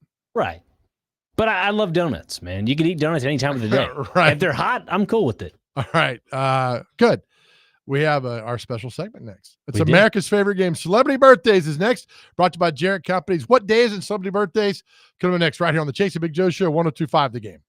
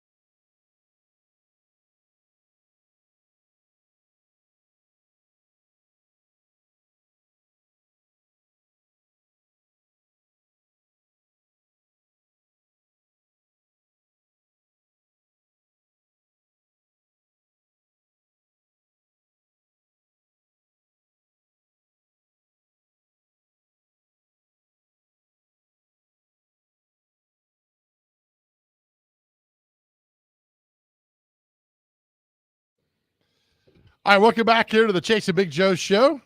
Little Skid Row for you. Chase is at Rock and Roll Camp. Skid Row, White Snake, and Rat. Hope he comes back and he plays this song for us. All right, time for celebrity birthdays. What day is it? Dr. Crane, because I had to take a phone call. Do you have the what Chase usually does at this segment? You do it? All right. Yes, Joe, I know what you're talking about. By the way, the afternoon producer for DVD, David James, we love David James, is sitting in for Chaser. So David James partake. No, David, you can talk in a second. Oh, yeah. All right. Dr. Crane, let's make it official. Yes. It makes it official now. This is Celebrity Birthdays brought to you by Jarrett Companies, Inc. Jarrett Fire Division covers all your business fire safety needs. Go to jarrettfire.com. Above and beyond industry standards. I love it. David James, welcome to the show. I'm glad to be here, guys. It's going to be to do celebrity birthdays, and actually people get to see my face. I'm sorry to everyone out there in the YouTube. Don't apologize for how handsome you are. Well, listen, sometimes I gotta let them know, like, hey, I know they love seeing Chase, but they gotta see me now. That's fine. A beautiful face. Why do you do something which Chase does it too? Dr. Crane does it, and you do it. It drives me crazy. Why do you turn your mic off? Just because I don't. I if I'm done talking, I gotta turn it off. It drives. There you go. Look at that. It's there that one? Oh, my. I'm an idiot. Now David James I'm an idiot. is official. Oh, gosh. You idiot. Now official. Now people can see me. How is it producing DVD in the afternoon? It's been really fun. It's been an adjustment, but, it's been really a lot of fun. I enjoy doing drive time. I've always loved drive time anyways, just because I grew up in Memphis listening to Gary Parrish all the time from whenever I was growing up and just listening to him. And it's just awesome. It's just been so fun so far. You're the man. You make it run. As I've told Dr. Crane, if Dr. Crane dies behind the glass, I don't know how to run that board. I called 911 and I go home because I can't. I'm an idiot. I can't do anything with all that. All right. That being said, Dr. Crane, what day is it, baby? All right. Whoa, easy now. Oh, calm down. All right. First, we have Balloons to Heaven Day. So, maybe tie a knot on one of the balloons with a little letter. Some people do that. Corporate Baby Day name. What is that? So you apparently, I guess, name a baby with a corporate name. So like a Jim or a Bill. Jim's a great corporate Robert. name. Oh, keep going. Robert, yeah. Can't forget about Robert. Samuel. Man, Yeah, Samuel. I'm going to stop.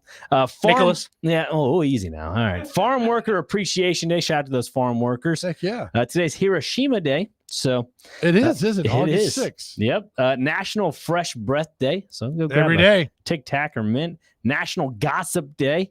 So the worst. Yep. National Psychiatric Technicians Appreciation Day.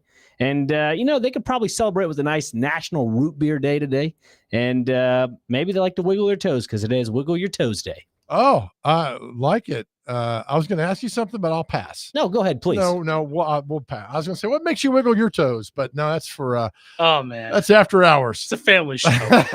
It is. Family show, Joe. Family show. All right, let's get to a celebrity birthdays. Get them within two. David James. Have you ever played this game before with us? Oh, yes, of course. Yeah, twice.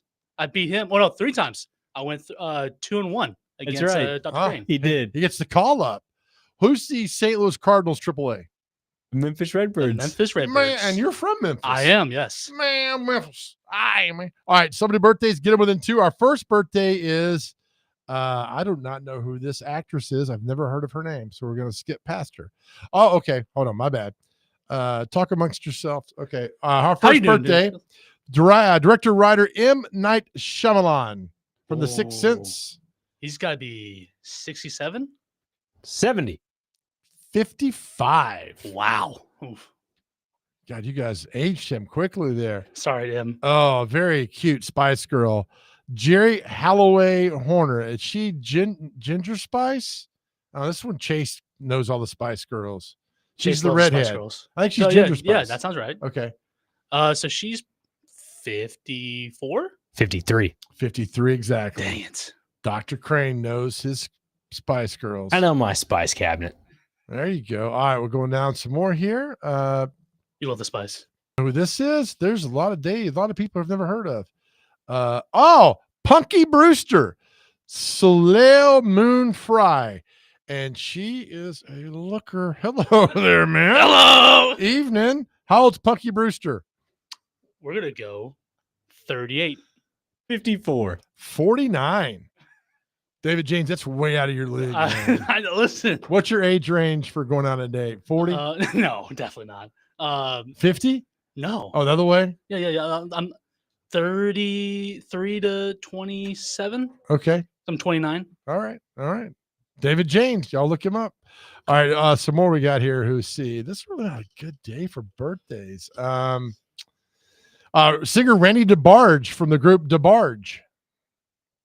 72. 68. What'd you say? 68. 67. 3-0. We got some more birthdays. We got time for you here. The twin daughters of Loretta Lynn, Peggy and Patsy Lynn, who lived down in Hurricane Mills. Dude, I thought I knew this. 58. 63. 61. Dr. Crane's up 4-0. Who else here? My gosh. The lead singer of Gym Class Heroes, Travie McCoy. Shout out Travie. 48. 52. 44. All right, we got 5 sports birthdays. You're down 4-0, David James. Come Former back. Atlanta Brave first baseman who skipped the minor leagues, went straight to the pros, Bob Horner. How old is Bob Horner? Bob Horner is 55. 58. 68. We got 4 left, David James. One of my favorite basketball players of all time, former Tennessee Vol, Dale Ellis. How old is Dale Ellis? Dale is 66. 59. 65. David James on the board with 3 to go. Next up, how old is the Admiral? David Robinson. David Robinson's birthday. How old is he? The Admiral is 68. 72. 60. 2 left. 2 ESPN personalities left. David James is down 4-1. He still got a chance to get back. Mike Greenberg, who was on that terrible show, Mike and Mike, which was brutal. Mike Greenberg. Mike Greenberg is, oh man. Come on, buddy. You still got a fighting shot here. 62. 54. 58. Our last birthday, Max Kellerman. Max is 58. 52. 52 exactly. Dr. Crane pounds David James 6-1. So when you get Good game. When you get beat by more than 5, you have to run 5 laps around the building. I will not do that. Get to stepping. David James, thank you, buddy. Appreciate you guys having me on. Always. Good to be. All right, we will take another break, come back. The Titans are on the road right now to Tampa, not Tampa Bay, but to Tampa. How much will Cam Ward play Saturday night? Well, Brian Callahan answers that question, and we'll have it for you when we come back. This is the Chase and Big Joe show right here, 102.5 The Game.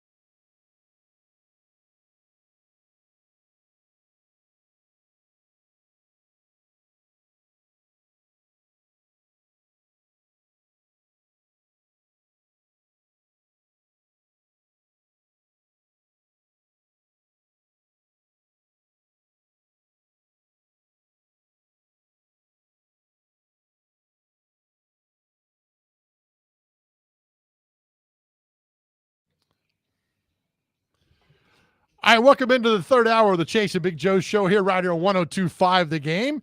Chase McCabe on vacation at a rock and roll fantasy camp, hanging out with Rat, Whitesnake, and Skid Row. God, when he hears this, he's really not. But when people say, how did rock and roll camp go, Chase? He's like, what are you talking about? Dr. Crane is with me today. Tomorrow with the Omni National Hotel. Special guest tomorrow. Not at the Omni, on the phone. Our good friend Vince Gill will join us at 12:30 tomorrow. Looking forward to talking to Mr. Gill. Big time friend of the show as well. All right, the Titans are on their plane heading down to Tampa, take on the Tampa Bay Buccaneers for the first preseason game on Saturday. I mean, a lot of people are excited about this preseason game to see Cam Ward.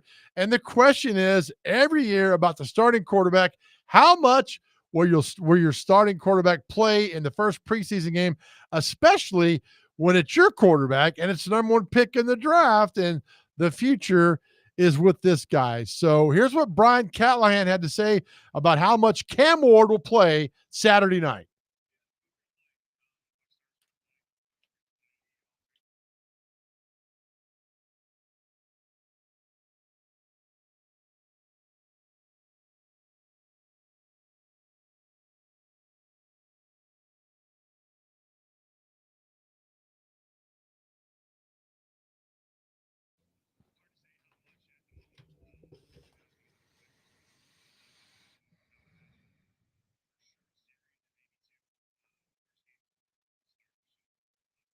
All right, that's Brian Callahan. And that's the thing about it. If they go in and do 2 3 and outs, I don't want to see that. I want to see, like, it'd be nice. I mean, you can't predict everything, but like a nice 14-play drive would be so good. I want to see him in more than 2 series. But again, nobody's asking me, Dr. Crane. No, but you're right, though. If it's more tan 2 series, like say the first series he throws an interception, right? Then that guarantees him at least, I'd say 4. Would you say 4 series? If he has a big hiccup like a fumble or an interception or just a miss, handling of the snap where the ball's turned over, just a turnover in general. Like you got to have more than 4, right? 4. I mean, you only get like 10 drives a game, so it's like, yeah, I don't know. I mean, is it confidence level? I mean, is it the joint practice to see how much he's doing good or bad? I mean, I want to see him lead the team out. Run the offense. Go. I'd like to see at least 4. I'm with you on that as well. Callahan also talked about joint practices, if you want to hear from that as well. Absolutely.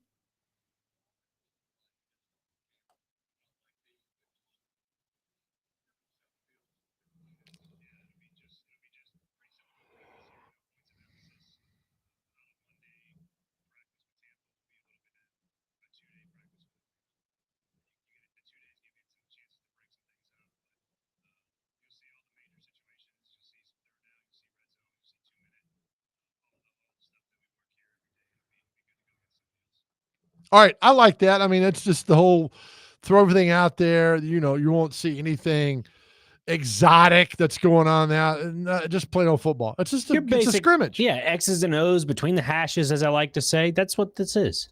Yeah, and I think it's tough for him as the head coach who calls plays because he's not going to be able to see what's going on the defense side. I've never been a fan of the head coach calling plays. Well, Andy Reid got it done. I get that.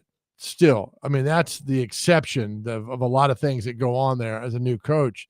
It'd be tough to get a gauge on what happens on the defense part of that. But anyway, that's part of what's going on tomorrow. Didn't Bill O'Brien, wasn't he like general manager along with head coach, along with like a coordinator position as well? He's the one that traded DeAndre Hopkins because right. What was the quote? Didn't want your baby mamas hanging around or something? Something like that. Bill O'Brien's awful. And now he's a head coach at Boston College. He's awful. He's awful with the Texans. Awful, awful coach. Doesn't sound like he's a great person either. Yeah. But I was just, curious because of all the different umbrella jobs that Callahan has on this roster. I just feel like he needs to delegate some of it, Like, I hope so. There's no way that you can do all this at once. I mean, you could, but it's just going to make you not really a good coach. Well, that's what we talked about. When your job, essentially. Right. When Tony Dungy was a head coach with the Colts, they talked about how he worked with the special teams quite a bit because he wanted to coach. He's like, I want to coach. I got to coach something. but he's not the offensive coordinator. He's not the defensive coordinator. He's at the hang. He was like an assistant. He's the head coach, but he's like the assistant special teams coach because he wanted to do something, which was fine. I get that. There's a lot that's on the plate for Brian Callahan. I still think he's quite overwhelmed. Yeah, and to that point too, Joe, is that when you're overwhelmed, you become angry a little bit. And I believe Brian Callahan had a little bit of anger he expressed to his offense on Sunday, and this is what Callahan had to say.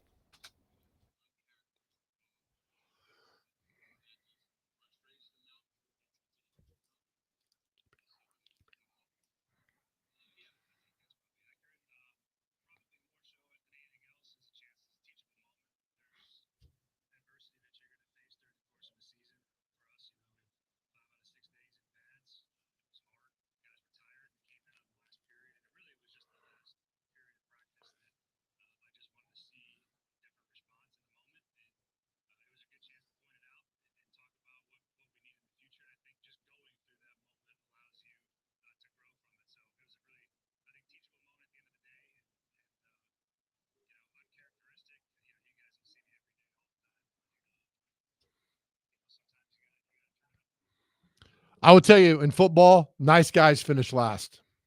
They do. You just do. Nice guys finish last. I don't want to be your buddy. I'm your coach, and I'm going to jump your ass. You don't like it, I'm going to call you out. Where do we lose this focus of all that?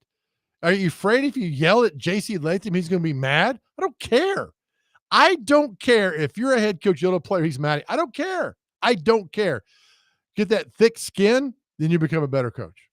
Yeah, that's essentially what it is. I mean, I'm obviously high school football completely different from the pros and college, but when you go through, a carousel of coaches, if it's offensive coordinators, defensive coordinators, you kind of get a good feel for what type of coach kind of works well with you. And like in high school, you have a position coach that also has an offensive coordinator, and he delegates differently between different position coaches or just different positions as well. I think that's something that Callahan has to work on as a head coach, is how do you delegate your, I guess, emotions between different position groups? Because I feel like quarterbacks are a little bit more sensitive. They're your technician of the offense minus the center. Your running backs seem to be a little more laxed, if that makes sense. It does. And then your wide receivers are a little bit more nitty-gritty when it comes to passing routes and so forth. Yeah, I mean, you got to coach guys differently. I understand that. Yeah, and I think Callahan's starting to work through that for the most part. He has no choice. I know, but I'm saying from first year to this year to second year, I think he's starting to get a good gel of that. Well, we talked yesterday about favorite like football movies, documentaries, specials. There's one on Bill Parcells, which is great. When he's with the Giants, talk about coaching. Phil Simms said, I thought my first 5 years with Bill Parcells that my name was GD because he was on my butt all the time. He goes, you know what? I needed it. And I've told you, a college coach told me and says, Joe, the day I stop screaming, not yelling, screaming at you is the day you need to worry. And I was a terrible player anyway, but that's it. I mean, I got no problem. Also got no problem jerking your face mask in practice. The people have problem with that. The people who never played football. Correct. I got no problem with it. Now, don't jerk it where you break my neck, but to get my attention, damn straight. When Pruitt grabbed Garantano's face mask, people are like, oh my God, don't ever do that. Listen, man, it's football. It's not a garden party. We're not there to read books. You're there to kick some ass. You need the grind and the grit and the temper and the anger. Now, I'm not saying go Bobby Knight on guys. Absolutely not. But if you need to get my attention, grab my face mask. I see nothing wrong with that. So do that. Grab my face mask moving forward. Dr. Crane, you ever have your face mask grabbed? Absolutely. If I didn't, I was, I guess, doing something wrong. Something was going on. And I think for Callahan in this second year with a lot of these young guys, because you're starting a new window of opportunity with a lot of rookies coming out of the draft. Those guys need the discipline. Like you're saying, when you get yelled at, you need to have that discipline. You need to have somebody on your tail. And I think a lot of these guys need that. They need that extra aggression, that testosterone boost to help them get to where they need to be, especially in the NFL. It works. I mean, it's worked. You look at the great coaches. So, I mean, Belichick's a jerk. Ditka's a jerk. Parcells is a jerk. I mean, it happens. You got coaches that are just jerks, but that's fine because Vince Lombardi, there's a great documentary on Vince Lombardi that he would just get in guys' faces during practice. And then he grabbed one of the linemen one time and pulled him aside. And the guy's like, Coach, I'm doing the best I can. You're always on my butt. You please stop. And Lombardi says, I just want you to know, I think you're incredible. I think you're great. And we're going to win Sunday because of you. And they said, what'd you think about Lombardi after that? And the guy said, I would have run through any wall, anywhere for Vince Lombardi. You coach with love. You pound them with love. I mean, you get in their face with love. They react fine. They know what's going on. You don't do it out of anger. You do it out of love. You're right. Yeah, like I love you. Love you too, Joe. I'm not angry. That just caught me off guard. I was like, man, that hurt. But it felt good. And I love your pizza too, by the way. Thank you. Appreciate it. Were you going to bring some pizza in for us soon? Yeah. Okay. Why not? Got something coming on this week, so which is pretty Where's cool. your next pizza outing? 8/14, August 14th at Creve Hall Farmers Market. Creve Hall. I mean, the pizza you brought in here was great. Man. Well, thank you. We can stop by and see you at Creve Hall? Yeah, 4 to 7. Man, you got like 19. You got more jobs than I got. Just try to be a good worker. That's all. All right, we'll go to Making another. a living. Yeah, there you go. All right, we'll take another break. Come back, go to the top of the hour DVD at 3:00. More on the Titans as they get ready to play Tampa on Saturday, and we'll give you a couple of the guys. We're keeping an eye out for Saturday, who we think, if one big game, good practice, could put these guys in the starting lineup. This is the Chase and Big Joe show right here, 102.5 The Game.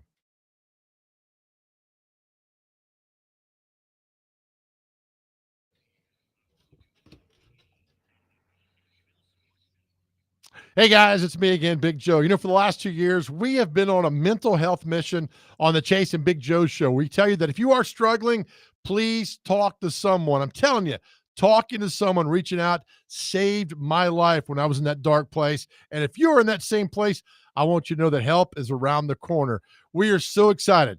We have partnered with Unity Psychiatric Care, a wonderful place here in Middle Tennessee for you to get well. Here's the best part. It works. Just go to the GameNashville.com, GameNashville.com, click on the Chase and Big Joe show. There'll be a drop down, and there'll be a link right there to Unity Psychiatric Care. Click on that. All the information you need is right there to get you on your great journey. So many have reached out to us over the last year and a half. We are so honored now we have a partner that cares about you. And listen, you don't have to go through this alone. You can call 1-888-508-8002. That is 1-888-508-8002 or unitypsych.com/Big Joe. Look, we love you again. Just go to GameNashville.com, click on the Chase and Big Joe tab, and you'll see the Unity Psychiatric Care information and get started on your journey today because of that. Help is just around the corner. And listen, you do not have to go through this alone.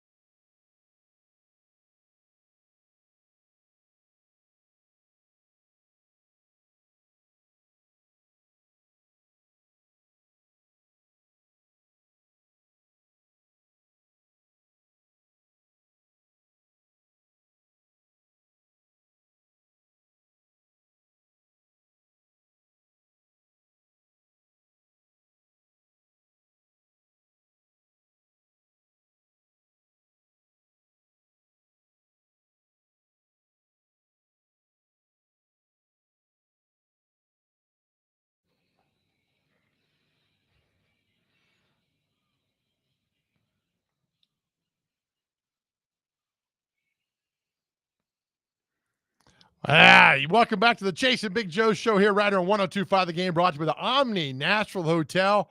Tomorrow we're down at the Omni. We will be live at the Omni Nashville Hotel. Chase McCabe off for a few days at Fantasy Rock and Roll Camp, where he's going to hang out with Rat, Whitesnake, and Skid Row. Maybe a few others that goes on. I so hope he gets a text like, hey, man, how's Rock and Roll Fantasy Camp? He's like, what the hell are you talking about? So Dr. Crane is here. Dr. Crane, we're down at the Omni. Are you excited? I'm very excited. I'm very excited because it's during the lunch hour. We're going to check out the lunch menu. Oh, my gosh. It is so good at the Omni Nashville Hotel. It smells good. You feel good when you walk in the hotel like you're important. Honestly, yeah. That new bar they got in the front lobby. The Pick. It looks incredible. It really just brings together Nashville a little bit. It does. We're all together for one. I wanted to ask, so I'm looking at this. We'll get back to Brian Callahan in a moment. And I'm looking down at the coaching staff. So the Chicago Bears in 1985 are probably considered the greatest, although the 72 Dolphins were good. Super Bowl era team because they were undefeated. But the 85 Bears, we all love the Bears. So the 85 Bears, Dr. Crane, how many coaches do you think the 85 Bears had? Head coach, assistant coach, everything else. How many? I think they had 6. They had 9 coaches. They had 4 on defense. I'm sorry, they had 3 on defense. Special teams guy, 4 offensive head coaches. They had 9 coaches. I want you to count all the Titans coaches with me. You ready for this? Sure. This is insanity. So Brian Callahan is what? 1. All right. John Fossil. 2. Denard Wilson. 3. Nick Holtz. 4. Ben Bloom. 5. Keep going. Frank Bush. 6. All right. Bo Hardigree. 7. Bill Callahan. 8. We're not even halfway done.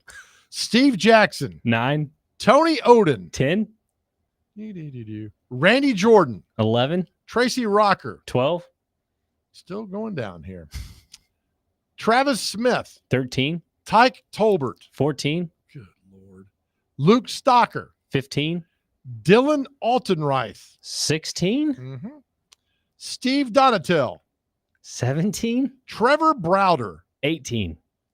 Scott. I'm not going to say his last name. It's Fuchs. Funches. Was that 19? That's 19. Kylan Butler. 20. We're still going. Matt Jones. 21. Join in, everybody. Tom Jones. 22. It ain't unusual to be loved by anyone. Peyton McCollum. 23. Lori Locust. 24. Mike McCoy. 25. Kevin Perez. 26. Are you serious? Raina Stewart. 27. I think that might be, yeah. And I'm not counting strength coach. I bet. So are you making some of these names up? That's 27 names. It's on the Titans website. They have 27 coaches. I'm curious. Why is there so many? They have 27 coaches. It's not necessary. What in the hell is going on over Baptist or St. Thomas Sports Park? Now, did the Titans finally recognize your I guess, job title of chief bottle washer? Do they have 4 or 5 of those? So you got 27 is ridiculous. Offensive assistant, assistant offensive line, another offensive assistant, defensive quality control, tight end coach, defensive run game coordinator, which is nonsense, wide receiver coach. What else? D-line, running backs. I get all that. Secondary safeties, defensive passing game coordinator, cornerbacks. These titles are nonsense. They are nonsense. Defensive passing game coordinator. You have a defensive coordinator in Denard Wilson. You know what those are, Joe? Those are called employment names. I love that. Sometimes you're fantastic, man. I love that. Employment names. They got 27 coaches. I mean, that's simply Amy Adams saying, listen, I don't want to pay for certain things. I'm just going to add 4 or 5 people to the lineup. All right. That's what we're going to do. You know, first day of fall camp, we played football, whether you're in junior pro, high school, college, or pros, you put the name tag on your helmet so the coaches can identify you. Hell, these coaches need that name tag. This is nonsense. 27 coaches they got on here. I mean, it's a long list. And I counted Callahan on that as well. I don't understand all this.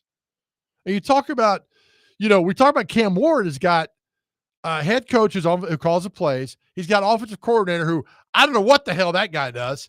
You got a quarterback coach who deals with you. Then you got 2 offensive assistants. That's then 5 Brian guys. Callahan. The Callahan, yeah. I mean, so there's all these guys. Let's not forget Brennan Allen. That's to me, players coach on the sideline. Yeah. There's a lot of people. We asked Tim Hasselbeck about this yesterday about who you listen to. I said my position coach in college was like my second dad. I could go to him for anything. The defensive coordinator, not so much. I didn't spend much time with him, and on and on and on. And it's at any level that you deal with this. So who is Cam Ward gravitating towards? It's got to be the quarterback, you think, right? But if you're Brian Callahan, you're calling the plays. Is he your guy? How do you thread the coach, player, confidant? The balance is not there. It's a teeter-totter is what it is. I think what Cam Ward needs to do, and he needs to just clear his brain and know what he needs to do to play football. But if he has to, shift to one guy or the other, go to Brian Callahan. If you're Cam Ward, who do you listen to? Brian Callahan. Who's number 2? Bo Hardegree. See, I think Brandon Allen. I think I would confide in Brandon Allen and say, because Brandon Allen's in the battle. Bo Hardegree's not. It's true. Bo Hardegree is the quarterback's coach. Yeah, but he ain't out there getting chased by Jeffrey Simmons. Brandon Allen is. That's true. When you're getting chased, do I throw the ball down? I throw it out of bounds? Do I run with it? I mean, Brandon Allen, you're like, well, here's what I did. And there's, my situation, it's relatable. Like, we bang on Vrabel all the time, but Vrabel's very relatable to a player because he played at that high level. Even in practice, he's playing with them. Yes, right. And that's what happens. It goes on. I don't know, man. So you're saying 1A, 1B, it goes Callahan, Allen? I think so.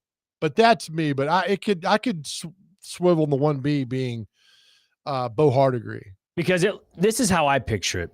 For Cam Ward, it goes Callahan, Hardegree, Allen. Then you have some dirt. And then you go a little lower. And then there's Nick Holtz. I think Nick Holtz, nice guy, is an absolute non-factor. Again, an employer name. Yeah. It should be Nick Holt's title should be guy who occasionally makes suggestions. Hey, what do you get for dinner tonight? Suggestions caller, the SC. You want pizza tonight? You tried a new spot over there? What about Chick-fil-A?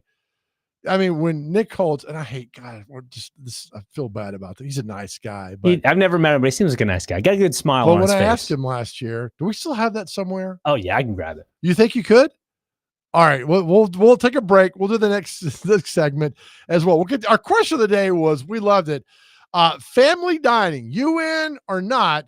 We got a lot of responses. Only 2 yeses to family dining. If you know what family dining is, it's where you go to a restaurant and you sit down with your family and other families you don't know, and you send the food around like it's a damn Waltons. I say no. That's what our question is. We want to hear from you. 615-737-1025.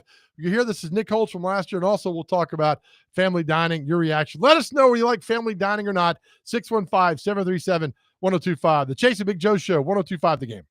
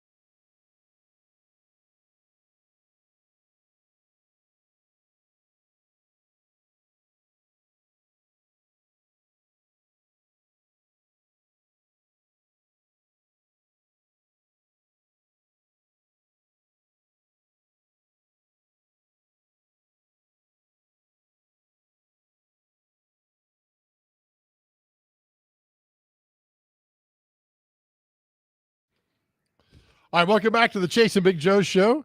Chase has weighed in. He said, having a great time at Fantasy Rock and Roll Camp. Love it, Chase. Glad you're having a good time at camp with Rat, Whitesnake, and Skid Row. I gave him a few guitar picks to take home. I hope so. Souvenirs. I hope better come in here next Monday and play I Remember You. You better come in and kill it on Monday. Chase is off until next week. So Dr. Crane and myself tomorrow at the Omni Nashville Hotel downtown. I'm going to say it again. Tomorrow at 12:30, our good friend Vince Gill will join the show. Love talking to Vince. He's at the Ryman this weekend. I'm sure all those shows are sold out. We have a member of the Eagles on the show with us. It's crazy. It is. I might call in sick. It'll be Dr. Crane and Vince Gill. Hey, Vince, tell us about the one time that I'm kidding. Can you perform at my birthday, Vince? I'd appreciate it. He'd probably show up. That's how good of a dude he is. All right, so we found our interview. Dr. Crane is amazing back there. He has found our interview last year with in name only offensive coordinator Nick Holtz as he's kind of describing his job.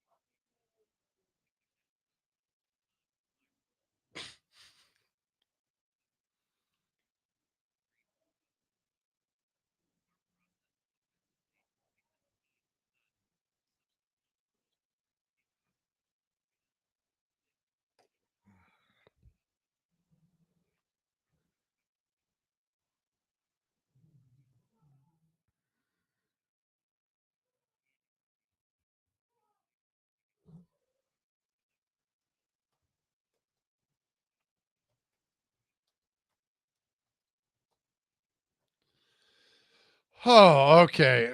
Narrated for 3 hours. That's our question tomorrow. Who would you like to voice over narrate your life? It's not Nick Holtz. That's our question tomorrow. Nowhere in there did the offensive coordinator say, I call plays. Nowhere in there. So why is he the offensive coordinator? Why is that the title for him? Your defensive coordinator calls plays. Yeah. I mean, this title position should be guy who makes suggestions and often narrates. Suggestion caller or narrating caller. Yeah. How'd that play go, Nick? Well, it was a cold, dark night at Nissan Stadium when Will Levis dropped back and threw an interception right to the linebacker for the Colts. And then the attitude on the sideline was different. This comes off having 25-7 coaches on the staff, which is just nonsense when the best team ever, the Bears, had 9. I'm blown away by this. Now, my only issue is like with modern day football, obviously there's a little bit more, I guess, more nitty gritty to the game. Like there's a lot more pinpoint. Well, if you make this turn here, you make that turn here, you got to have a certain coach to tell you what to do. But then back when the Bears played in 85, it was more of the put your hand in the mud and you're going, at each other back and forth. Brother, Bear Bryant said it best. Football's come down to 2 things, blocking or tackling. Whether it's 1920, 1940, or 2005, it's the same thing. Blocking. If you block better and you tackle better, you're going to win the game. Yeah. I was always told in high school, if you win the battle up front, the offense will take care of itself. Yeah, pretty simple. All that goes on like that, pretty simple. But I mean, we just heard from the offensive coordinator of an NFL team, and I don't know if that was the regional supervisor at Home Depot talking. I don't know. Am I wrong? Am I missing some? Because this guy drives Chase crazy because it was driving me crazy, and he didn't want to hear it anymore, and I don't blame him. But at the same time, I just the coordinator. I don't know why I'm on this again. A follow-up for you, Joe. This is what you asked him after Chase was done. Oh, God.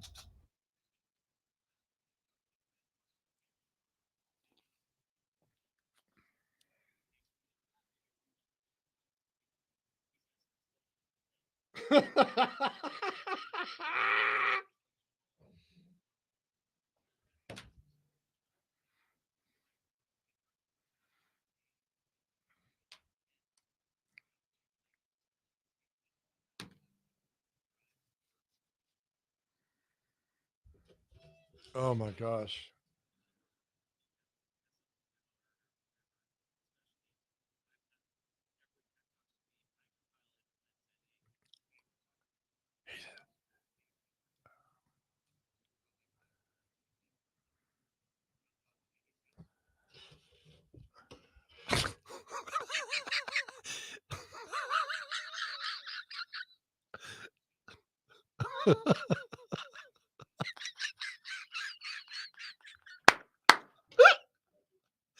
Oh God.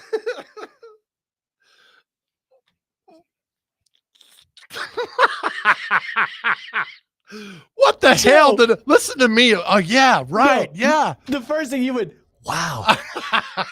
I tell you, I am the absolute worst. I am expecting a knock for our GM to come and say, hey, listen, the gig's up, buddy. Hit the road. All right, whatever. Man, that is just I mean, it's like, hey, what do you guys want for lunch? I mean, ask around. Everybody's like pizza. All right, pizza. Man, that clip, they should find a way to burn that clip. So listening to that, Joe, looking back at Will Levis and his antics last year, obviously not a great quarterback. We get that. But mix that with that. That's a great point. Like, come on now. Like, now it comes down to the point, you got too many cooks in the kitchen. You really do. You're asking opinions from defensive coordinators for a red zone? What's that about? And that was from a rookie head coach. But I'll compile. And then what does Brian Callahan get on the headset and say, all right, so how's it going? What you got? Well, first down, we did this, and here's what I recommend. And he's like, oh, okay, I don't like that. I'm going to do something else. And then his play doesn't work out. Then you're up a creek. Like, can you fault Will Levis for being bad now? I mean, you hear that, you really, Levis. We get it. I understand it. But you make a very good point on that. That is, ouch. That's really, I don't want to hear that again. I was cringing at my reaction because I'm like, wow, what? And again, probably a nice guy like you're talking about, but dude, think about it. Oh my. That was something. I forgot all about that for doing that. And that's your offensive coordinator of this football team. And you look at why they went 3-14. Why is he talking to Denard when he's got to call plays? Your head coach is not into the game. He's not into what his job is doing, calling plays. If he's got to go talk to the defensive coordinator, it's just too much for him.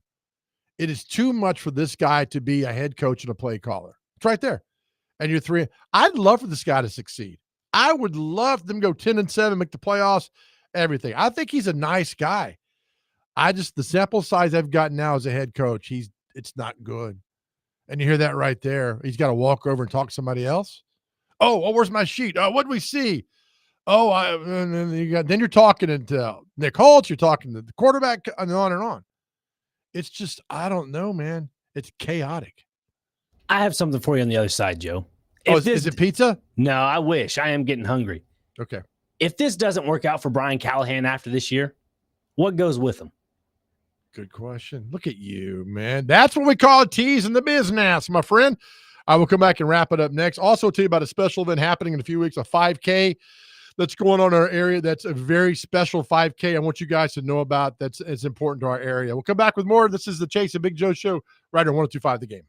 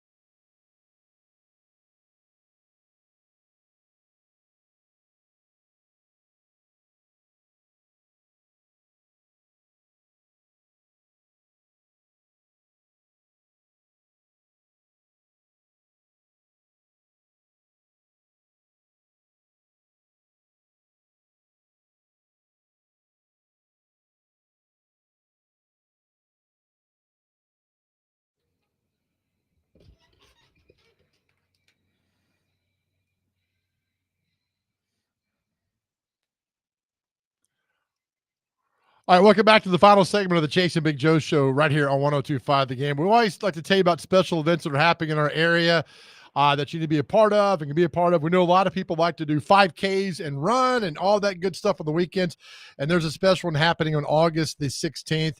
For more information about that, let's bring in Casey Robinson with the Wicks Warrior 5K Run for Justice. Casey, how are you today? Hey, Joe, I'm good. Thanks for having me on the show. Absolutely. This is not just any 5K, Casey. This is a very special 5K. And tell us why. It's happening in Springfield, Tennessee on August the 16th. Why, Casey, is this a special 5K? Yeah, it's our first annual 5K. We're hoping to do this every year, but this 5K is so special to me and to the Springfield community and surrounding areas because it is my sister and my niece that we are representing and trying to raise funds for and memorialize. Jennifer and Adriana Wicks are my sister and my niece. They disappeared from Springfield, Tennessee in March 2004. It's been 21 years since they disappeared, and we are starting this race in memory of them. And it's the Wicks, W-I-X Warrior 5K, and even special more in a way that is something else. It would have been Jennifer's birthday, correct? Yeah, August 16th is Jennifer's birthday. And went missing in 2004. And then, so what was the genesis for this, Casey, to do this 5K to honor your niece and sister? Yeah, what we're trying to do is gain community support and keep the awareness going for our case because it is an unsolved case in the community. It's Robertson County's biggest unsolved case. And so we're just trying to generate more leads, more tips, and keep that awareness going and to also help raise funds for our legal fees. Absolutely with this. Casey Robinson is with us with the Wicks Warrior 5K taking place next Saturday in Springfield. Why a 5K? I think it's great, and I think it will raise a lot of money. A lot of people love to run 5Ks on weekends. Why a 5K? Yeah, in the past, we've done other kinds of events, and we're trying to keep this one more family friendly where everyone of all ages can participate. So we're doing a smaller run before the 5K. It's going to be a 1 mile race for children 17 and under. And then the older folks, everyone 18 and older, are able to do the 5K run. And we just want everyone to be able to participate and feel that they're welcome and support our family. And so we thought a 5K was a good way to do that. I love it. The 5K begins in downtown Springfield on that morning. And so I hope for good weather and everything that goes along with that. Casey, where can people get more information about the Wicks Warrior 5K? Yeah, the best place to find information where I do all of the updates is on our Facebook page, Justice for Jennifer and Adriana Wicks. Justice for Adriana and Jennifer Wicks. Got it right there. Casey, thank you for this, for letting us know. I'm sorry your family had to go through this, but I hope Saturday is a special day and a fun day to raise a lot of money and come together for a great cause. Yeah, thank you so much. I appreciate it, Joe. Absolutely. Casey Robinson, again, Wicks Warrior 5K. I Googled that. It popped right up. I know a lot of you like to run 5Ks on weekends. I'm not one of you, but there's a lot of you that do that and go out and support different organizations. And this is a special one on Saturday, August 15th in Springfield, Tennessee, the Wicks Warrior 5K Run for Justice. Thank you, Casey, for all that as well. Dr. K, we said before the break, you had thrown a question out there for the Titans about if Callahan goes, what goes with him? Yeah, and I think that's the 27 other coaches that go with him. I think they'd keep John Fossil. I think he's well respected as a specialty, but it's got to go really bad. You think maybe they get rid of 20 coaches and keep 5? You think that might be something to do? I don't know, man. I'm telling you, I'm going down, and there's an assistant to an assistant, and then there's another assistant, and then there's delegating the same thing to somebody else. I mean, what do you do on all that? It's something I was talking to him in the break about with Malik Willis, just that, he didn't have great success in Nashville, and then you go trade him to Green Bay, and he comes back, week 3 that same season and beats you in Nashville. So that leads me to think, is it really the player or is it the actual coaches that's coaching the players? When did he get traded? During camp? Yeah, I think it was right before the season or right after week 1, something like that. Yeah, and they came back. I don't think Malik Willis was any good. And I think he got lucky that day, but I don't think he's a long-term answer. But, I mean, if you're dealing with that and you already started because you go through OTAs in the beginning of camp and you hear all this nonsense being spewed to you, they can't be talking the same way to Cam Ward. It ain't going to work. Well, that's what I'm saying, though, because you look at Will Levis, you look at Malik Willis, both of them going for a quarterback job at the time. They don't know who to listen to, like we were talking about earlier.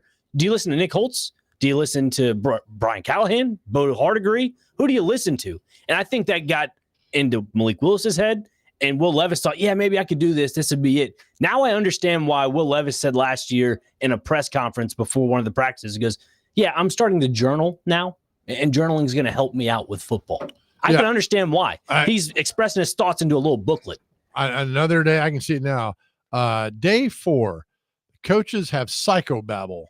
Yeah. Day 5, same. Look at day 4. We know what we're talking about. And I'm telling you, I mean, it's driving me. It drove me crazy when I found out that Callahan came here and never called a play. Which some coaches are gregarious enough where they get the personality and position coach and their leader and you like him. Never called a play, man.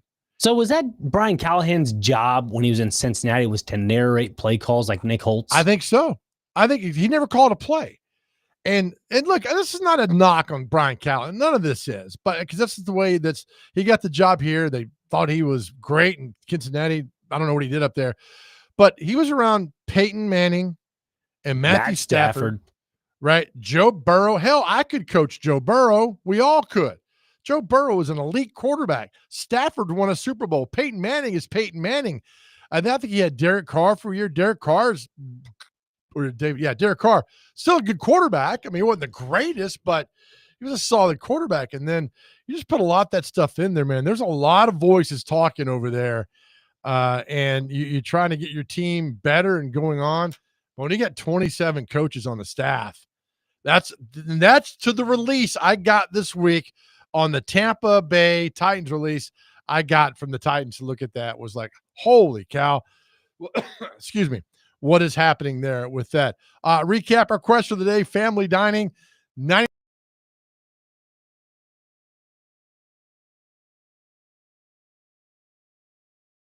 family dining. Yes.